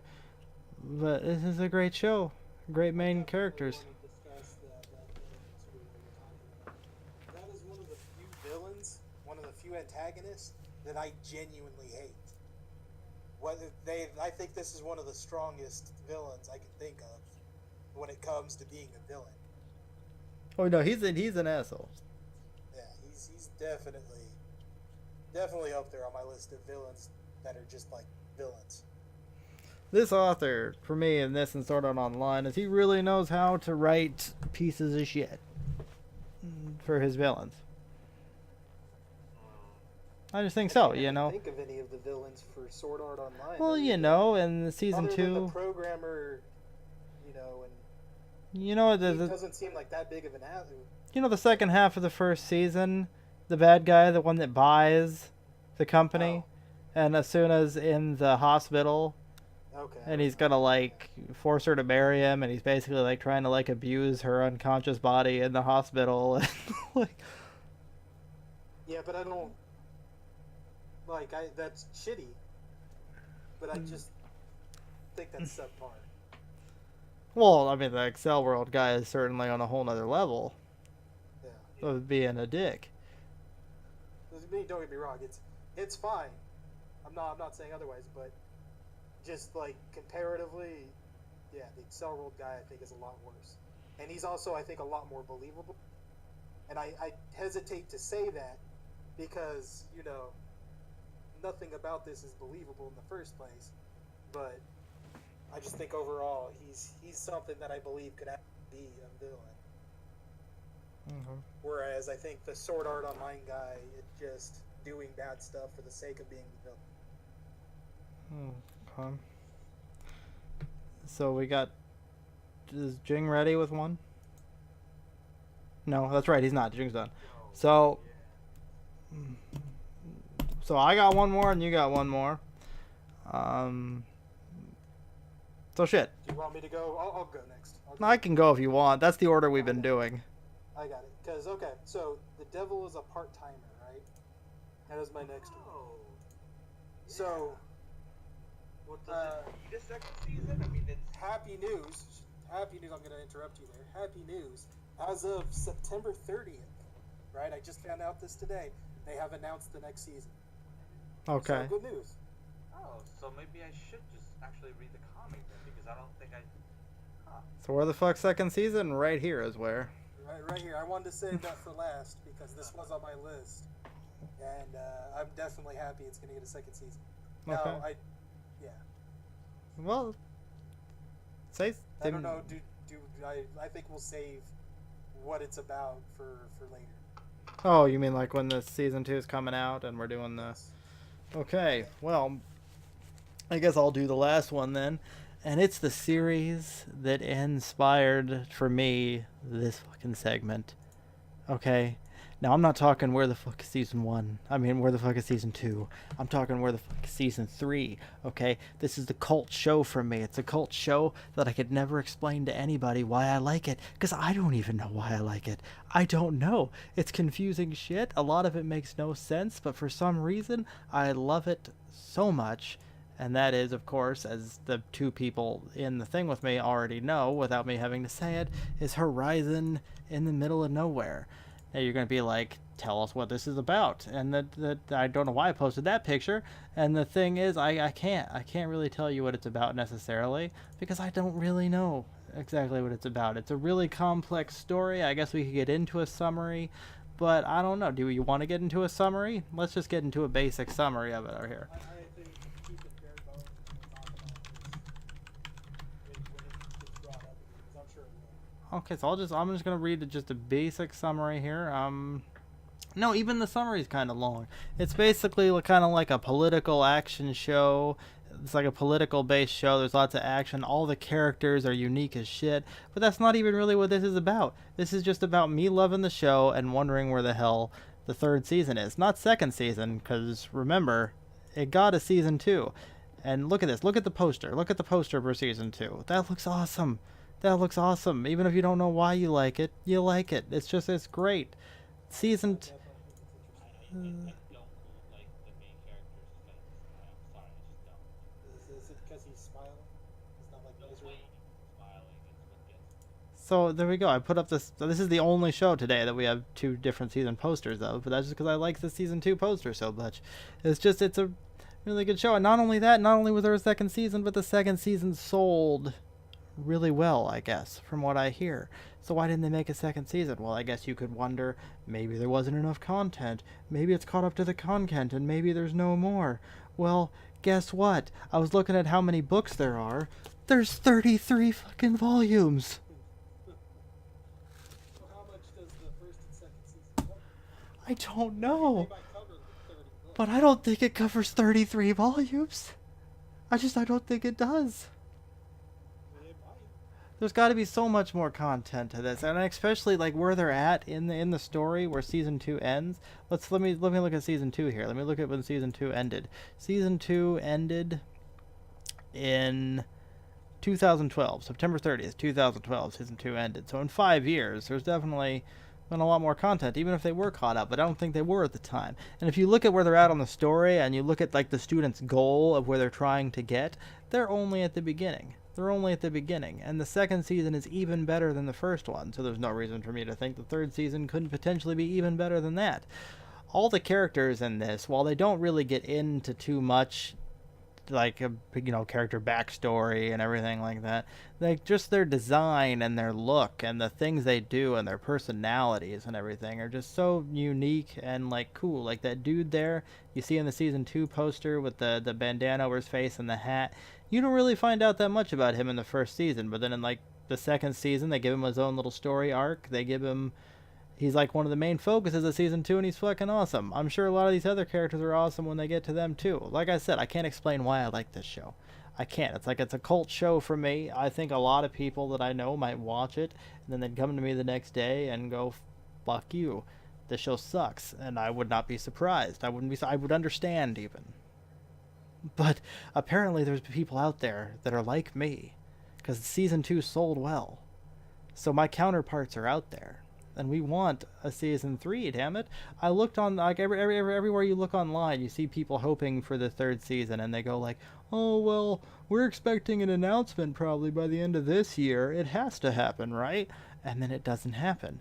It never happens. Everybody has all these rumors of an announcement of a third season, and then, like, it might finally be coming, or somebody that worked on the show going, "We're all still interested."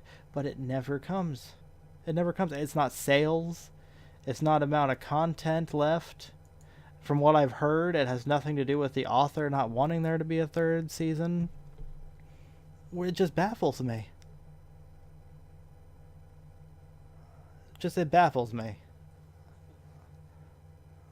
I want it. I mean, I've got plenty of questions. I'm sorry. Yeah, it's just to get that off your chest. That's the real point. It's not like us ranting here is actually gonna get us. Like this is the show for me that most defines the title of what the fuck second season. This is the most what the fuck for me. This is the show that makes me the most angry. This is the one I would say I want.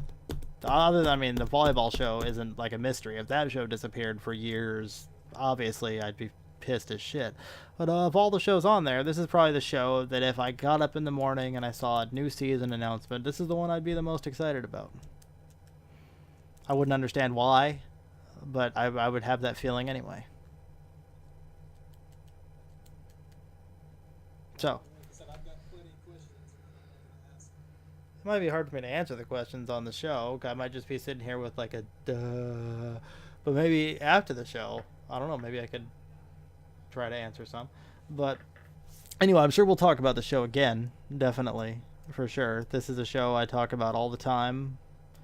I'm always looking for kind of memorabilia from it at conventions. This show it's kind of like a weird obsession for me when I think about why there's no new season, and I fucking want it. You know what? I had a website that had all the light novels on it one time, and I lost the fucking link before I got to read them. But luckily, when I was researching this very topic, I found a website again that has all the translated light novels of this, all 33 of them that I've seen on there. So I might be jumping on that and doing myself some reading once I finish this Junie Tyson book.